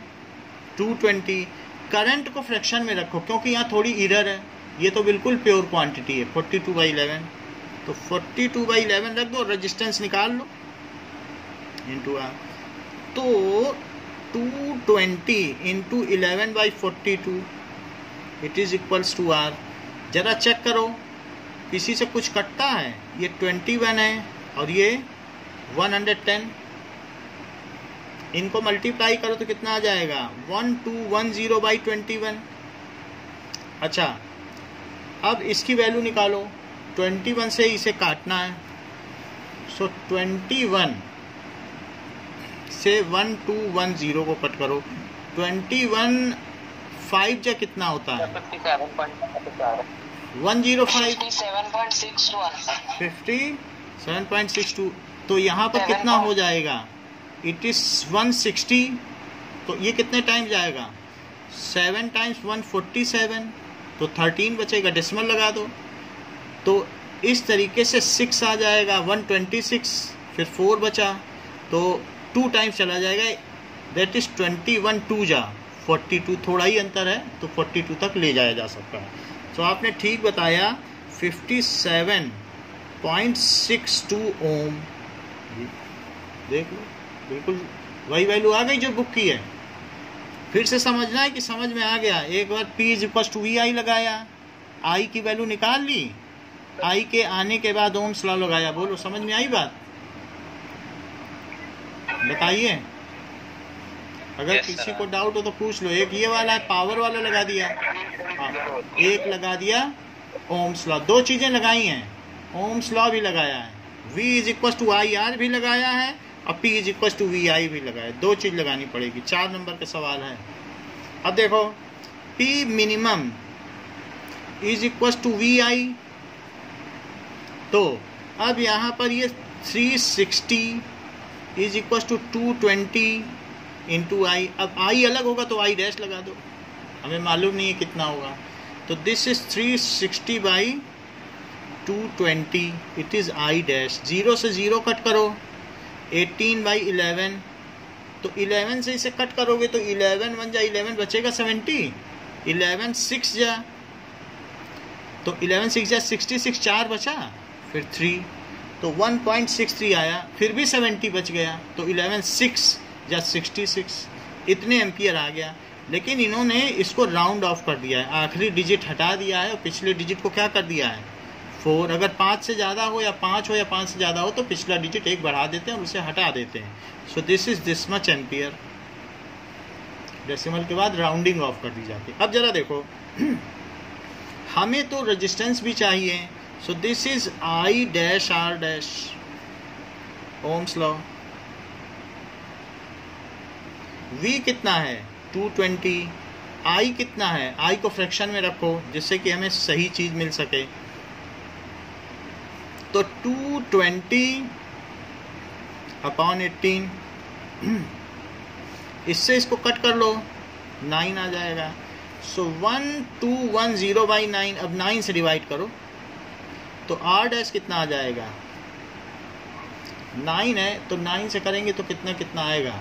देखो 9 1 जा 9, 3 बचा 31, 9 3 जा 27, 4 बच गया 40।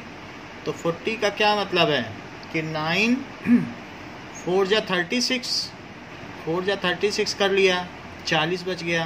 तो इसके बाद 9 15 आ रहा है, 1.6 सर 134.4 4 आ रहा है ना।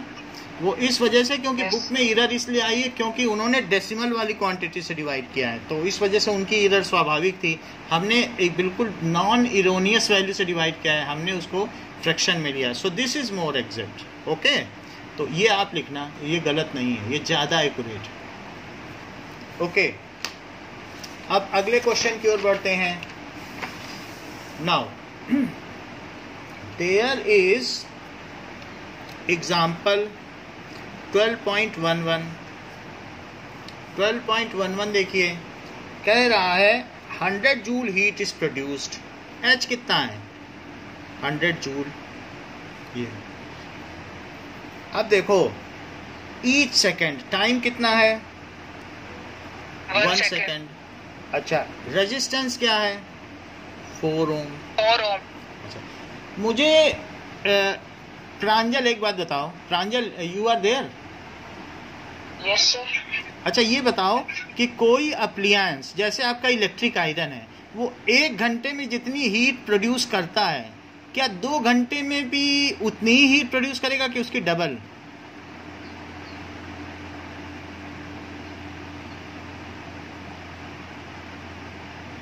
सर उतनी ही करेगा। देखो, ये बहुत अच्छी बात बताई। ये इन्होंने कैसे देखा, क्योंकि H is equals to I square R T.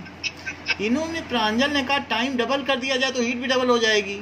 इन्होंने ये चीज़ कैसे हासिल की, जूल हीटिंग लॉ। पहले इन्होंने रखा फॉर 1 आवर, तो 1 आवर के लिए H is equals to I square R into 1, तो ये वैल्यू आ गई आई स्क्वायर आर। अच्छा, फिर 2 आवर के लिए निकाला तो H is equals to I square R into 2, तो नई हीट कितनी आ गई, 2 आई स्क्वायर आर। तो इन्होंने आई स्क्वायर आर की वैल्यू रख दी, आई स्क्वायर आर की कितनी थी, H, तो इन्होंने देख लिया ये तो डबल हो गई, यानी H by H dash is I square R और अपॉन 2 आई स्क्वायर आर, तो ये दोनों कट गया। और H बाई H डैश यानी बाद के केस में डबल हीट हुई, 1, ये ज़्यादा है, डिनोमिनेटर इधर ज़्यादा तो इधर भी ज़्यादा होगा, तो ये बात इनको पता चल गई कि एच डैश, ये तो क्रॉस मल्टीप्लाई कर दिया होगा। अब हमें मालूम नहीं कि क्या किया, बट लेकिन जो भी किया है वो काफ़ी ठीक है, क्योंकि एच डैश को 2h इन्होंने बता दिया। तो अगर मान लीजिए 1 घंटे में प्रांजल जितनी हीट प्रोड्यूस करता है, तो 3 घंटे में क्या उतनी ही करेगा कि 1/3 करेगा? सर 1/3 करेगा। 1/3 कर सकता है। तो यश आप बताइए कि मान लीजिए 1 घंटे में वो 10 जूल हीट प्रोड्यूस करता है, तो 3 घंटे में कितना करेगा? Sir 30 joule. बिल्कुल सही बात कह दी, क्योंकि T से डायरेक्टली प्रोपोर्शनल है, और ये चीज़ आपने जूल हीटिंग लॉ से हासिल की है। So this right you have acquired from joule heating law. Okay, 1 घंटे में 10 जूल, तो 3 घंटे में 30 जूल। 3 घंटे प्रेस जलाओगे तो 3 घंटे अपने घर में हीटर जलाओगे, तो क्या मम्मी से मना करोगे नहीं 3 घंटे मत जलाओ, नहीं तो ये 1/3 कर देगा, जितना कमरा ठंडा हुआ है और ही गर्म हो जाएगा, यही बोलोगे? तो मम्मी तो आपकी बात मानेंगे नहीं, वो कहेंगे ज़्यादा देर बेटा जलाओगे हीटर तो कमरा ज़्यादा गर्म होगा। ये कहाँ की साइंस है? तो हमें जब साइंस पढ़ें तो ये भी ध्यान रखें वो घर में हमें यूज़ भी करनी है, नहीं तो फिर वो लोग क्या सोचेंगे कि ये 3 घंटे में कह रहा है कमरा ठंडा हो जाएगा हीटर से। तो इसलिए 3 घंटे में 3 गुना गर्म होगा। Okay, now on this basis we will see, हमारे पास कई चीज़ें हैं। वी के बारे में पूछा गया, देखो क्या क्या चीज़ें हैं क्वेश्चन में। हमें एच दिया है, टाइम दिया है और आर दिया है। और एच क्या होता है? क्या I² RT होता है? तो एच की जगह 100 रखो, I पता नहीं, आर की जगह 4 रखो और टाइम की जगह 1 रखो। तो 100/4, और उधर क्या बचेगा? I²। तो यहाँ कितना आ जाएगा? 20 इज इक्वल टू I²। तो I कितना आ जाएगा? ये I can not be negative, so taking positive sign only. Plus minus की जगह अब सिर्फ प्लस ले लो, क्योंकि करंट कभी निगेटिव तो होती नहीं है, करंट तो मैग्नीट्यूड है। तो I क्या हो जाएगा? √20 ampere, taking positive sign only. Sir वहाँ पे 20 की जगह 25 आएगा ना? 25 करो फिर तो अब तो ये अच्छी तरीके से वो भी आ जाएगा, परफेक्ट स्क्वायर भी बन जाएगा। तो इसलिए ये 25 और plus minus √25, so that implies I is equal to plus minus 5 ampere. So I is equal to 5 ampere taking positive sign. इतनी बात समझ में आ गई? I आ गया? बोलो। प्लस माइनस का समझ में नहीं आया सर। मतलब कभी भी अगर I² 25 है, तुम सोच के देखो I की जगह क्या रखोगे कि 25 आ जाए? 5 रखोगे, -5 से नहीं आएगा क्या? ये तो बहुत बेसिक चीज है। 2 आंसर नहीं है क्या इसके? भाई एक ही चीज बोलोगे, किसी चीज का स्क्वायर है तो जान जाओ 5 का स्क्वायर भी 25 है, -5 का स्क्वायर भी। अब देखो I की वैल्यू 5 एम्पियर, तो अब हम V कैसे निकालें? कोई आपके पास तरीका है क्या? V ठीक है, ओम्स लॉ। अब जरा देखिए कि V निकालना है, तो V इज इक्वल टू, इसे 5 रखो और इसे क्या करो? R की जगह 4 रख दो, तो कितना आ गया? 20 वोल्ट। सो इसलिए 20 वोल्ट हो गया। अगर सृजन होते तो इस सवाल को कैसे करते वो भी देखें। वो करते H is equals to P into T, और P की जगह रखते V²/R इंटू T, और एक ही बार में इसका खेल खत्म कर देते। कहते हैं हम 2 बार तो फार्मूला नहीं लगाएंगे, जब हमें सीधा P is equal to V²/R पता है तो क्यों ना इसी से सीधा भी निकाल लें। तो इसकी जगह रखते 100 V²/4 और इंटू 1, क्योंकि R 4 है और यहाँ 400 ले आते, और that is equal to V²। और फिर V की वैल्यू सृजन क्या होती?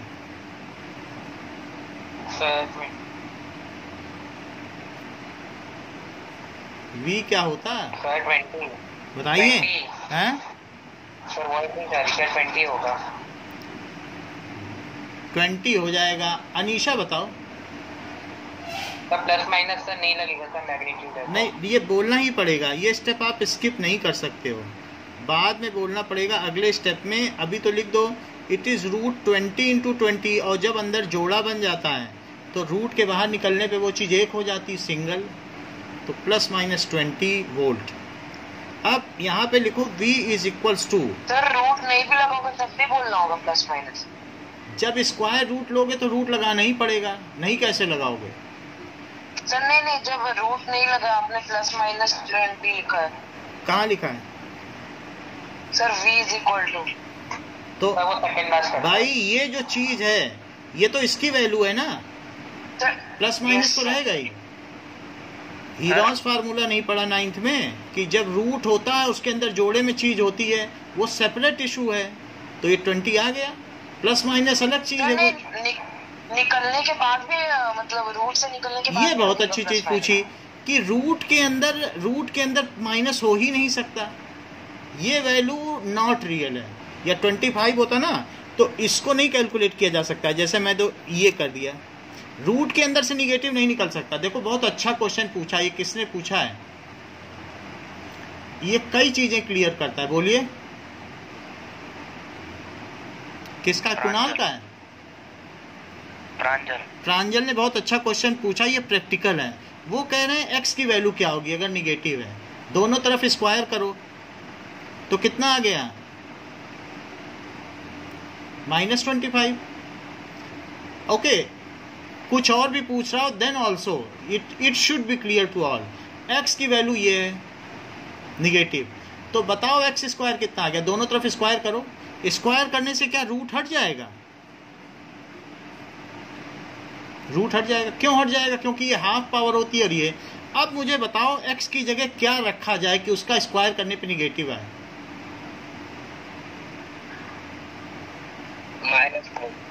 माइनस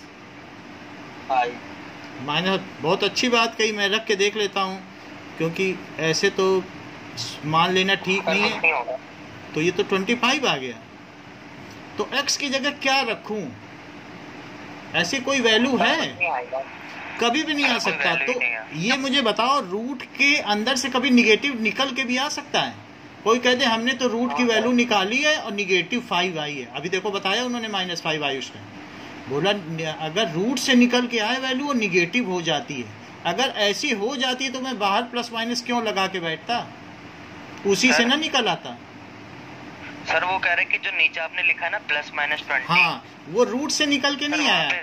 वही बात है, any root square root can not produce negative thing. जैसे ये रूट था, अभी आयुष ने जवाब दिया कि ये रूट -25 है, तो इसलिए ये -5 होगा, लेकिन हमने देख लिया उसका स्क्वायर करने से तो 25 नहीं आ रहा है।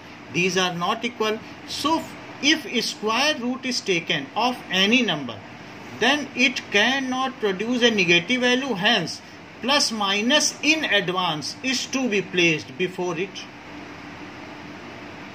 कह रहे हैं कि ये जो रूट 400, ये रूट 400 है, इससे सिंपली 20 आ सकता है और कुछ नहीं आ सकता। रूट को करोगे प्लस में आएगी वैल्यू, प्लस माइनस अलग से लगाए। बोलो बात समझ में आ गई? Any root. अच्छा कोई मुझे ये बता दे रूट 4 की वैल्यू क्या है? देखिए ठीक से बताइए, 2 है कि प्लस माइनस?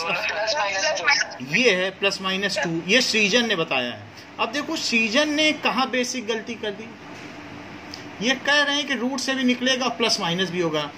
मुझे मालूम नहीं है कि रूट से निकलेगा तो प्लस माइनस होगा कि नहीं, और दूसरा आंसर ईशान ने भी दिया है कि +2।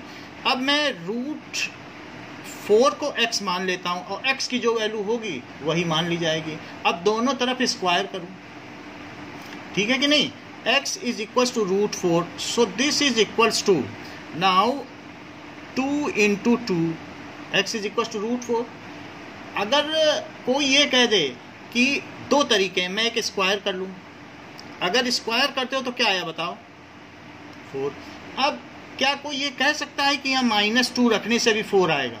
-2 रखने से यहाँ निगेटिव कर दो और ये √4 तो 2 × 2 है, वो 2 आ जाएगा। सो ये negative value can not be equal to a positive value. देखो स्क्वायर करने पर you are losing one aspect, देखो हम दो इक्वेशन हो सकती थी, एक क्या हो सकती थी, x इज इक्वल टू -√4, उसका भी स्क्वायर करते साथ में, तब उन दोनों से ये आता। देख लो, -√4 का स्क्वायर करते तो क्या आ जाता बताइए, तभी तो ये आता। So you have taken half aspect.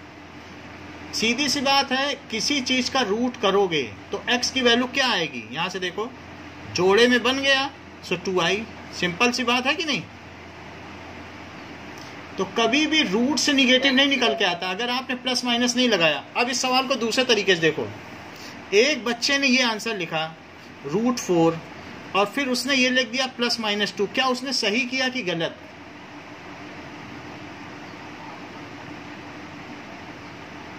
सही किया, गलत किया। ये बिल्कुल गलत है, because root can not produce plus and minus value, it should be placed in advance. If it is not placed in advance, then it is dead sure। फिर आपने अभी आपको दिखाया कि निगेटिव पहले से लगा हो, समझ में आई बात कि नहीं? पहले से निगेटिव लगाओ तो निगेटिव लगाओ, अदरवाइज ये लिखा हो तो x इज इक्वल टू 2। अब इससे करोगे तो क्या आएगा, -2। सर अगर लिखा हो v इज इक्वल टू +-20, वो बाहर लगाना ठीक है, बाहर लगा है तो सब सही है। और अगर मान लीजिए कि ऐसा लिखा हो कि v² इज इक्वल्स टू +-25, तो क्या दोनों तरफ स्क्वायर रूट किया जा सकता है? Now again I am changing.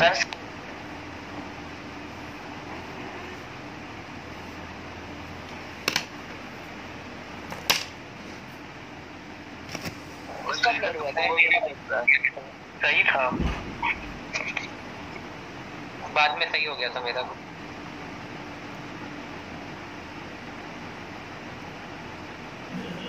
Just 1 minute. लेकिन फिर आपने भी वहाँ पे लिखा था सर +-20।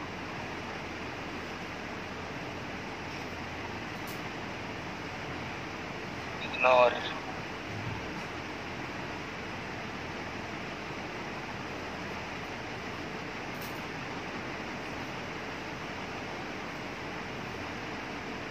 वही अमित ने लीव कर दिया। तो वही तो,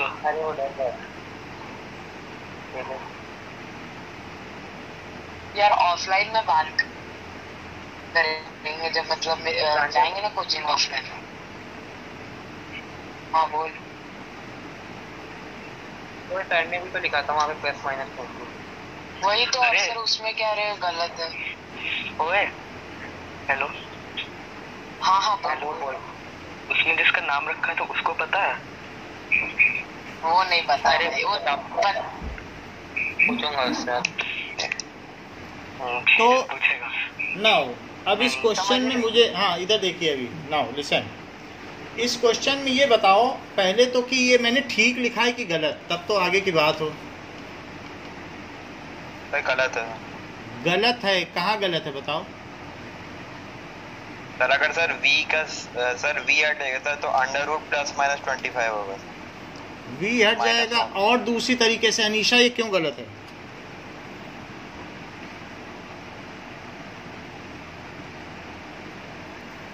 यहाँ पर इसके दो वैल्यू हैं, v² को कुछ लोग 25 मानेंगे और v² को -25, तो ये चीज़ गलत है क्योंकि किसी रियल नंबर का स्क्वायर कभी निगेटिव नहीं आ सकता। आ सकता है क्या?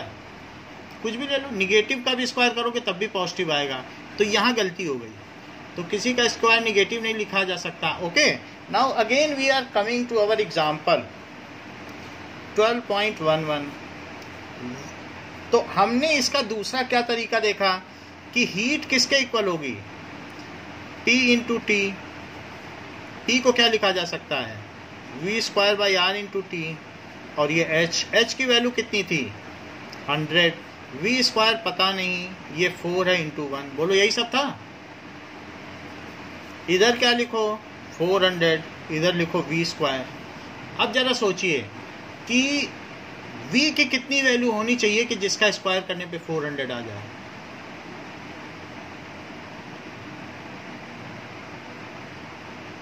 +20 या -20 की दोनों हो सकती है। दोनों। दोनों हो सकती है। तो प्लस माइनस लगाओ जब स्क्वायर रूट करो और इधर v लिखो। ये बात हमेशा ध्यान रखो कि स्क्वायर रूट के अंदर से निगेटिव वैल्यू कभी भी नहीं आती है, आपको बाहर से लगाना ही पड़ेगा। अब प्लस माइनस लिखिए, इसके अंदर 20 का स्क्वायर कर दो v, तो दिस इज प्लस माइनस 20 का स्क्वायर, और ये कितना होता है half, that is v। Half से 2 मल्टीप्लाई होगा क्योंकि पावर इन पावर मल्टीप्लाई हो जाता है। सो प्लस माइनस 20 का स्क्वायर इंटू हाफ, ये कट गया तो कितना आ गया v, plus minus 20 is equal to v। That is not needed to do, but I am explaining it on the basis of time कि कभी आपसे प्लस माइनस की गलती ना हो। And taking v is equal to positive sign, so it is 20 volt. अच्छा, कुछ लोग देखो, कुछ लोग यहाँ से भी सीधा कर लेते हैं, वो भी देखो, v is equals to 20 volt और यहाँ लिख देते हैं टेकिंग पॉजिटिव साइन। उनका कभी गलत होता ही नहीं है। बोलो, बात समझ में आ गई? स्क्वायर रूट किया, अगले स्टेप में लिख दिया taking v is equal to 20 volt taking positive sign. न प्लस लगाना ना माइनस, और उनका किसी की हिम्मत नहीं कि कोई गलत कर सके। Okay, is it clear? Yes sir. Book ने भी यही किया है। बुक ने ये नहीं लिखा है टेकिंग पॉजिटिव साइन, लेकिन ये लिखना पड़ेगा तो ही होगा। अब आगे आ जाइए इन टेक्स्ट क्वेश्चन में।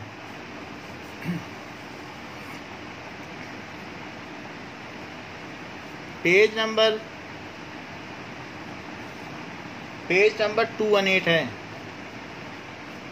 तो why does the cord of electric heater not glow while the heating element does. जैसे कि हमारे पास एक इलेक्ट्रिक हीटर है, तो ये हीटिंग एलिमेंट है और ये कॉर्ड है जो यहाँ पर इसमें लगा है स्विच, इसको कहेंगे कॉर्ड। तो ये ग्लो नहीं करता और हीटिंग एलिमेंट ग्लो करता है। ऐसा क्यों है?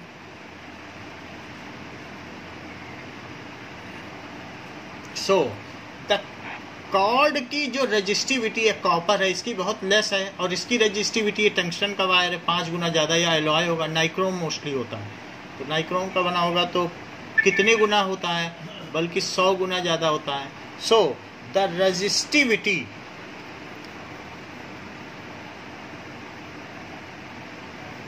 Of cord which is made of, जो कि किससे बनी है?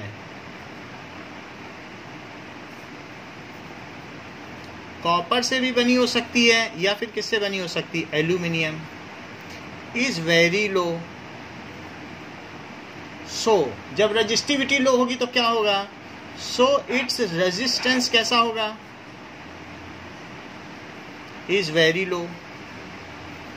And we know by Joule's heating law that heat is proportional to R. और अगर किसी का रेजिस्टेंस ही कम है तो बताओ वो ग्लो करेगा? उसमें हीट निकलेगी? No sir. हाँ, सो जूल्स हीटिंग लॉ मुझे ये अधिकार देता है as per Joule's heating law. So as per Joule's heating law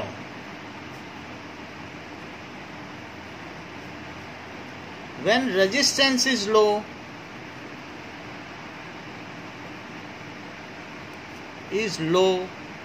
so heat produced is low। उस तार को आप टच करोगे गर्म भी नहीं लगेगा।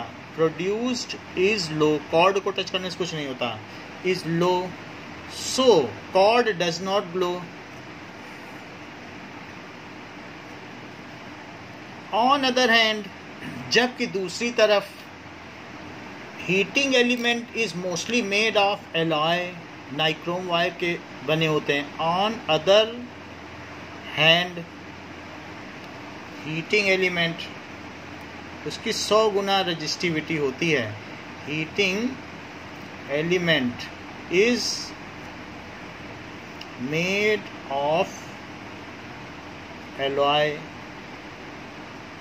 Mostly nichrome, having high resistance. क्यों हाई रेजिस्टेंस है बताइए? लिखना चाहो तो रेजिस्टिविटी को बीच में डालो, वरना डालने की भी जरूरत नहीं। उसका रेजिस्टेंस हाई है, इतना कहना काफ़ी है। having high resistance, and so as per H is proportional to R it glows. इसलिए ये ग्लो करेगा, क्योंकि ऊपर मेंशन कर ही चुके हो कि ओम्स लॉ है। तो जब रेजिस्टेंस लेस है तो कम हीट और ज़्यादा हीट प्रोड्यूस हो जाएगी, so it will go beyond ignition temperature. बताओ ये जो रेड लाइट आ जाती कैंडल में वो कितना टेम्परेचर है? वो 2000 डिग्री सेल्सियस है। That is temperature of incandescency. कोई चीज़ में रोशनी तभी आ पाएगी जब 2000 डिग्री सेल्सियस तक उसका कैंडल का टेम्परेचर बढ़ जाता है, तो इनकैंडिसेंसी आ जाती है। सो इस तरीके से जब वो इतना हीट हो जाएगा कि 2000 से ऊपर चला जाएगा तो ग्लो करने लगेगा। वैसे जो आपका रसोई गैस है उसमें कि फ्लेम का टेम्परेचर 3500 डिग्री सेल्सियस होता है। अब अगला सवाल देखिए, compute the heat generated while transferring this much coulomb of charge. तो चार्ज कितना दिया है? 96000 कूलम। और बताओ टाइम कितना दिया है? 1 आवर। 1 आवर कितना होता है? 1 आवर में सेकंड किसी को पता है? ऐसा कोई है जिसे सेकंड मालूम? 3600 सेकंड। ठीक है। और क्या चीज़ कही जा रही है? पोटेंशियल डिफरेंस भी दिया जा रहा है, V is equals to 50 volt. और आपसे पूछा जा रहा है हीट जनरेटेड। हीट जनरेटेड क्या होती है? क्या it is equals to P into T होती है? बोलो P क्या होता है? P क्या VIT होता है? P VI होता है कि नहीं? बोलो, ध्यान हो नहीं तो मैं दिखा दूं। यस।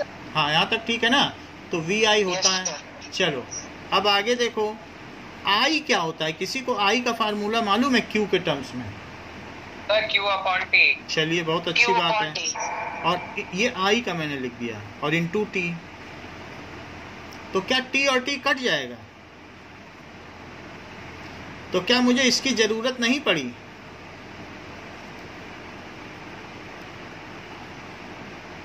बोलो समझ में आ गई बात कि नहीं? तो H is equal to VQ। अच्छा, कुछ लोग ऐसे करते हैं कि H is equal to W। बोलो सही है? Work done. हीटिंग अप्लायंस के शुरू बताया था जब क्लास शुरू हुई थी। अच्छा, वर्क डन क्या होता है?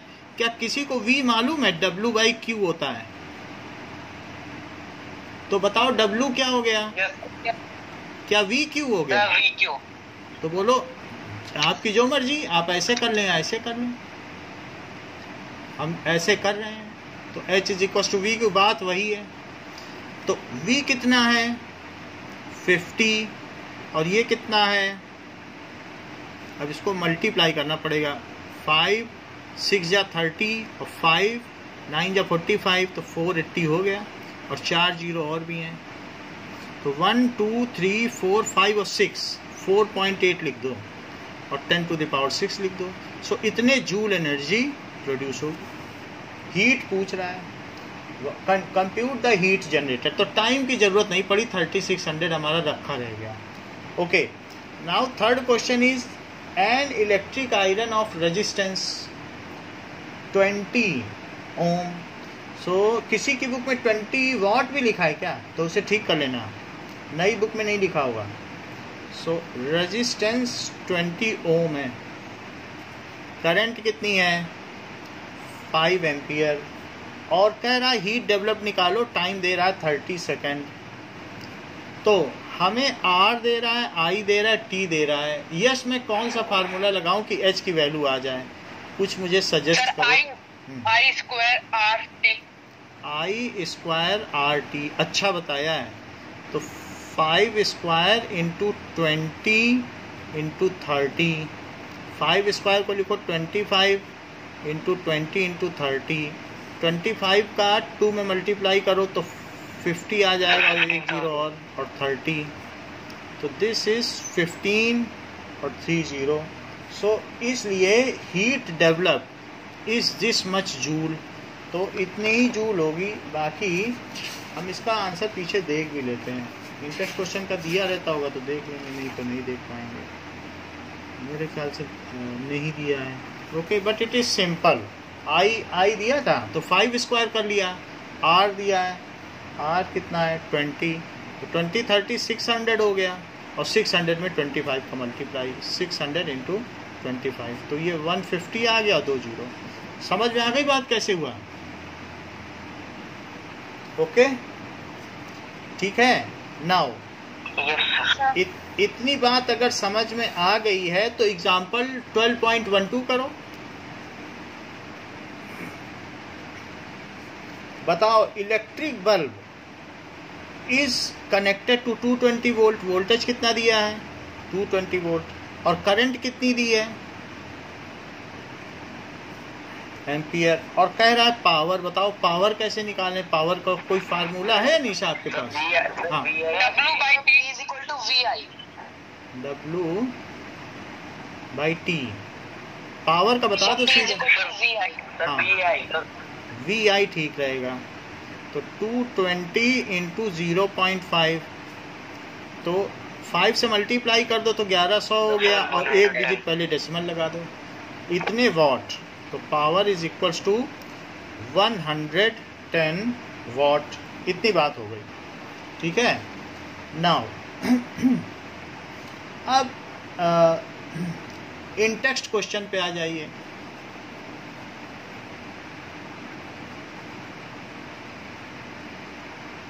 पेज नंबर 220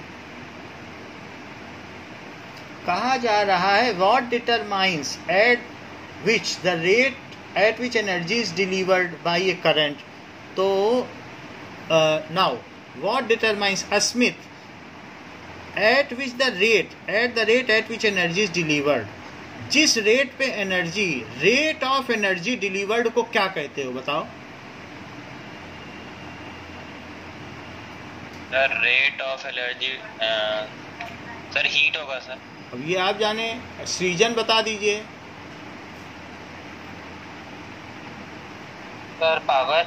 बिल्कुल सही, क्योंकि एनर्जी डिलीवर्ड हुआ हीट, और रेट यानी पर सेकंड में कितनी हीट डेवलप हो रही है, उसे क्या बोलोगे?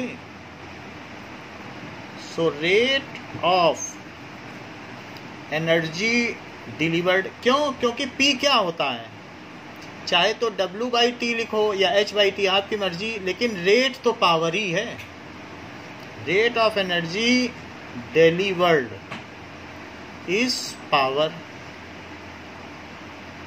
अच्छा, सेकंड क्वेश्चन देखिए। सेकंड क्वेश्चन में कह रहा है 5 एम्पियर करंट दे रहा है, और वोल्टेज कितना दे रहा है? 220 वोल्ट। पावर ऑफ मोटर आपको पता करनी है, टाइम कितना दे रहा है? 2 आवर। कोई मुझे बता सकता है 2 आवर में कितने सेकंड्स होंगे? क्योंकि 4 किलो आलू का क्या मतलब होता है? 7200 सेकंड। यस, क्योंकि 4 किलो आलू का मतलब है 4 इंटू 1 किलो आलू, तो 2 आवर का मतलब है 2 into 1 hour, 2 times of 1 hour. So 2 into 30 600 seconds, तो कितना हो जाएगा? 7200। अच्छा, I दिया है, V दिया है, T दिया है, लेकिन अब पावर पूछ रहा है, तो अब पावर कैसे निकाली जाए? क्या ऐसा कोई फार्मूला है कि P किससे निकाला जा सकता है?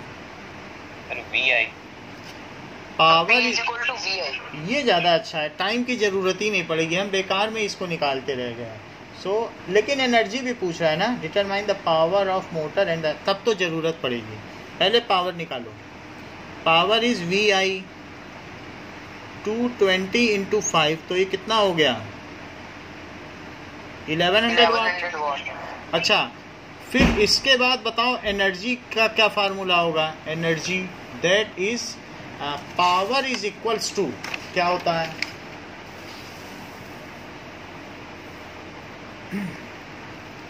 Power is equals to electrical energy consumed. Electrical energy consumed upon time. तो इलेक्ट्रिकल एनर्जी कंज्यूम का क्या होगा? Power into time. हाँ, ये जो इलेक्ट्रिकल एनर्जी कंज्यूम्ड है, यही अगली क्लास में सबसे बड़ा फार्मूला होगा, जो हमारा मास्टर फार्मूला बनेगा। तो पावर अभी कितनी आ गई पीछे? निकाली तो थी कितनी? 1100 वाट। सर 1100 वाट। 1100 वाट को क्या लिख सकते हो? सर जूल पर सेकंड। और टाइम कितना लिया है? 3600 सेकेंड। 7200। अच्छा, चलो इसको बदल देते हैं। 7200 आप बोल रहे हो, तो 7200 इसको मल्टीप्लाई करो और इसे लिखो जूल पर सेकेंड। वाट को क्या लिख सकते हैं बताओ? तो क्या सेकंड कट जाएगा? 11 2 या 22, 11 7 या 77, तो 792, और देखो 2 0 इधर और 2 0 इधर, तो it is equals two joule. इतने जूल आ गई, बोलो करेक्ट है? ओके, स्क्रीन ब्लर हो गई है। इतनी बात समझ में आई कि नहीं?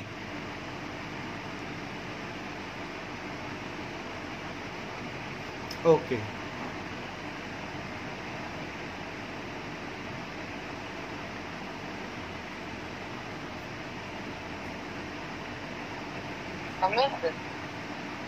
अरे नहीं, उसने लीव कर दिया भाई।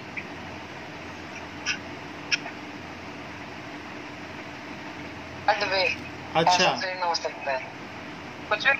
ओए टांचर, नाउ इतनी बात समझ में आ गई आपको यस सर, कि ये पावर है। लेकिन कुछ लोग ऐसे नहीं करेंगे। क्या करेंगे बताइए? कि इलेक्ट्रिकल एनर्जी कंज्यूम क्या होता है? Power into time. तो पावर क्या है? क्या 1100 वाट आ गई है क्या? दूसरा तरीका बता रहा हूं। वाट को किलोवाट में कैसे बदलोगे? Sir by 1000। हाँ, लिखो वाट और यहाँ लिखो 1 किलोवाट के स्मॉल रहता है, और अपॉन 1000 वाट। ऐसा क्यों कर रहा हूँ? तो क्या 1 किलोवाट और 1000 वाट एक होते हैं? तो वाट से वाट चला गया, 2 0 से 2 0 चले गए, तो कितना आंसर आ गया? 1.1 किलोवाट। तो अब मुझे बताइए इलेक्ट्रिकल एनर्जी कंज्यूम का फार्मूला क्या है? What is equal power VI2 consume. हाँ ठीक बता रहे, बोलो क्या बताया अभी? अनीसा बता रही हो, बोलो। Power into time. अच्छा, पावर कितनी है किलोवाट में? Sir 1.1 kilowatt. और टाइम कितना है आवर में? 2 आवर। तो इसे लिखो 2 आवर। तो इनका मल्टीप्लाई कर दो, तो 2.2 किलोवाट आवर। कितना आ गया? Kilowatt hour. इसको किलोवाट आवर को यूनिट्स भी कहते हैं। जैसे आप लोगों के घर में बात होता है कि अब की बार 200 यूनिट आ गया बिजली का बिल, तो यूनिट का मतलब क्या होता है? 1 kilowatt our is 1 unit. 1 kilowatt our का मतलब क्या होता है? 1 यूनिट। क्या आपको मालूम है कि जो यहाँ आपका जोधपुर इलेक्ट्रिकल बोर्ड है, वो 1 यूनिट चलने पर आपसे 9 रुपये 50 पैसा लेता है, 1 यूनिट। तो now we will see what is 1 kilowatt hour. और ये किसकी यूनिट है? किलोवाट आवर बताओ किसकी यूनिट आ गई? Sir commercial unit. It is commercial unit of electrical energy consumed. जितनी आपने इलेक्ट्रिकल एनर्जी कंज्यूम की उसका पैसा आपको देना पड़ेगा, और वो किलोवाट आवर है। So the electrical energy consume, the commercial unit of electrical energy consume, जबकि पावर को किलोवाट में लिया जाए, टाइम को आवर में, तो it is kilowatt hour. The commercial unit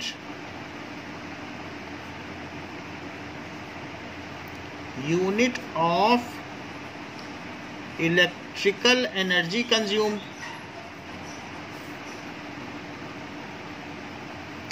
is 1 kilowatt. It is equals to kilowatt hour. इसकी क्या यूनिट है? Kilowatt hour. इसको ऐसे बोलेंगे किलोवाट आवर, और यूनिट्स ब्रैकेट में लिखा जाएगा ये चीज। अब जरा ये देखिए, इलेक्ट्रिकल एनर्जी कंज्यूम क्या होता है? Electrical energy,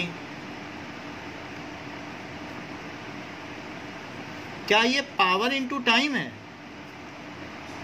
yes sir. Power को किस में ले लो?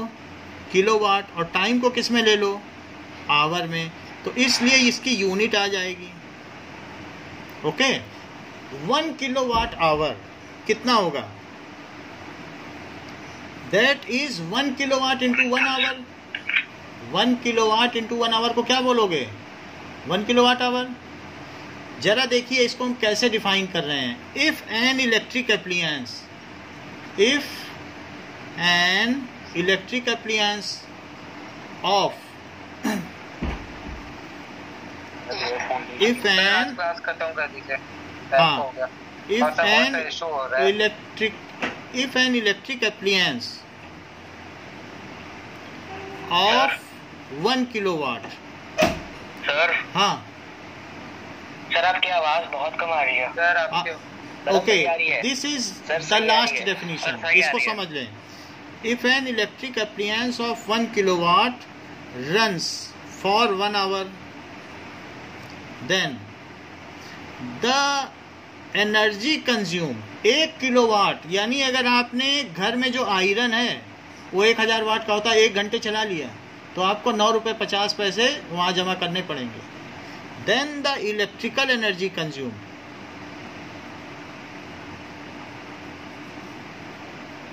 Consumed is 1 kilowatt hour. अगर 1000 वाट का एप्लियंस, 1000 वाट बहुत ज़्यादा होता है, हमने हाइड्रोजन बताया था 500 वाट का है, सो 1 किलोवाट की चीज़ अगर 1 घंटा चलाओगे तो 1 मीटर की 1 यूनिट बढ़ जाएगी और आपको 9 रुपये 50 पैसे देने पड़ेंगे उसके। नाउ इसी चीज़ को अनीशा रिपीट करो, what is 1 kilowatt our. Sir, if an electrical appliance of 1 kilowatt runs for 1 hour, then the electrical energy consumed is 1 kilowatt hour. सृजन रिपीट करो। So if an electrical appliance runs for if an electrical appliance of 1 kilowatt hour runs for 1 hour, then the energy consumed is 1 kilowatt hour. गलती कहाँ कर दी, if an electrical appliance of power, power में आपको 1 kilowatt बोलना चाहिए, वहाँ भी आवर लगा रहे हो। पावर तो वाट होगी या किलोवाट होगी, वहीं पे ही आपने आवर लगाने की जल्दी कर दी। फिर से बोलो। If an electrical appliance of power 1 kilowatt runs for 1 hour, then the energy consumed is 1 kilowatt. कितनी है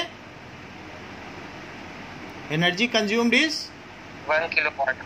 1 किलोवाट में कहाँ होती है एनर्जी, वॉट में एनर्जी हो जाएगी, पावर की यूनिट एनर्जी में डाल रहे हैं। तो 1 किलोवाट आवर बोला। ओके बेटा, so now thank you for joining and showing such a patience. Now that much is only for today.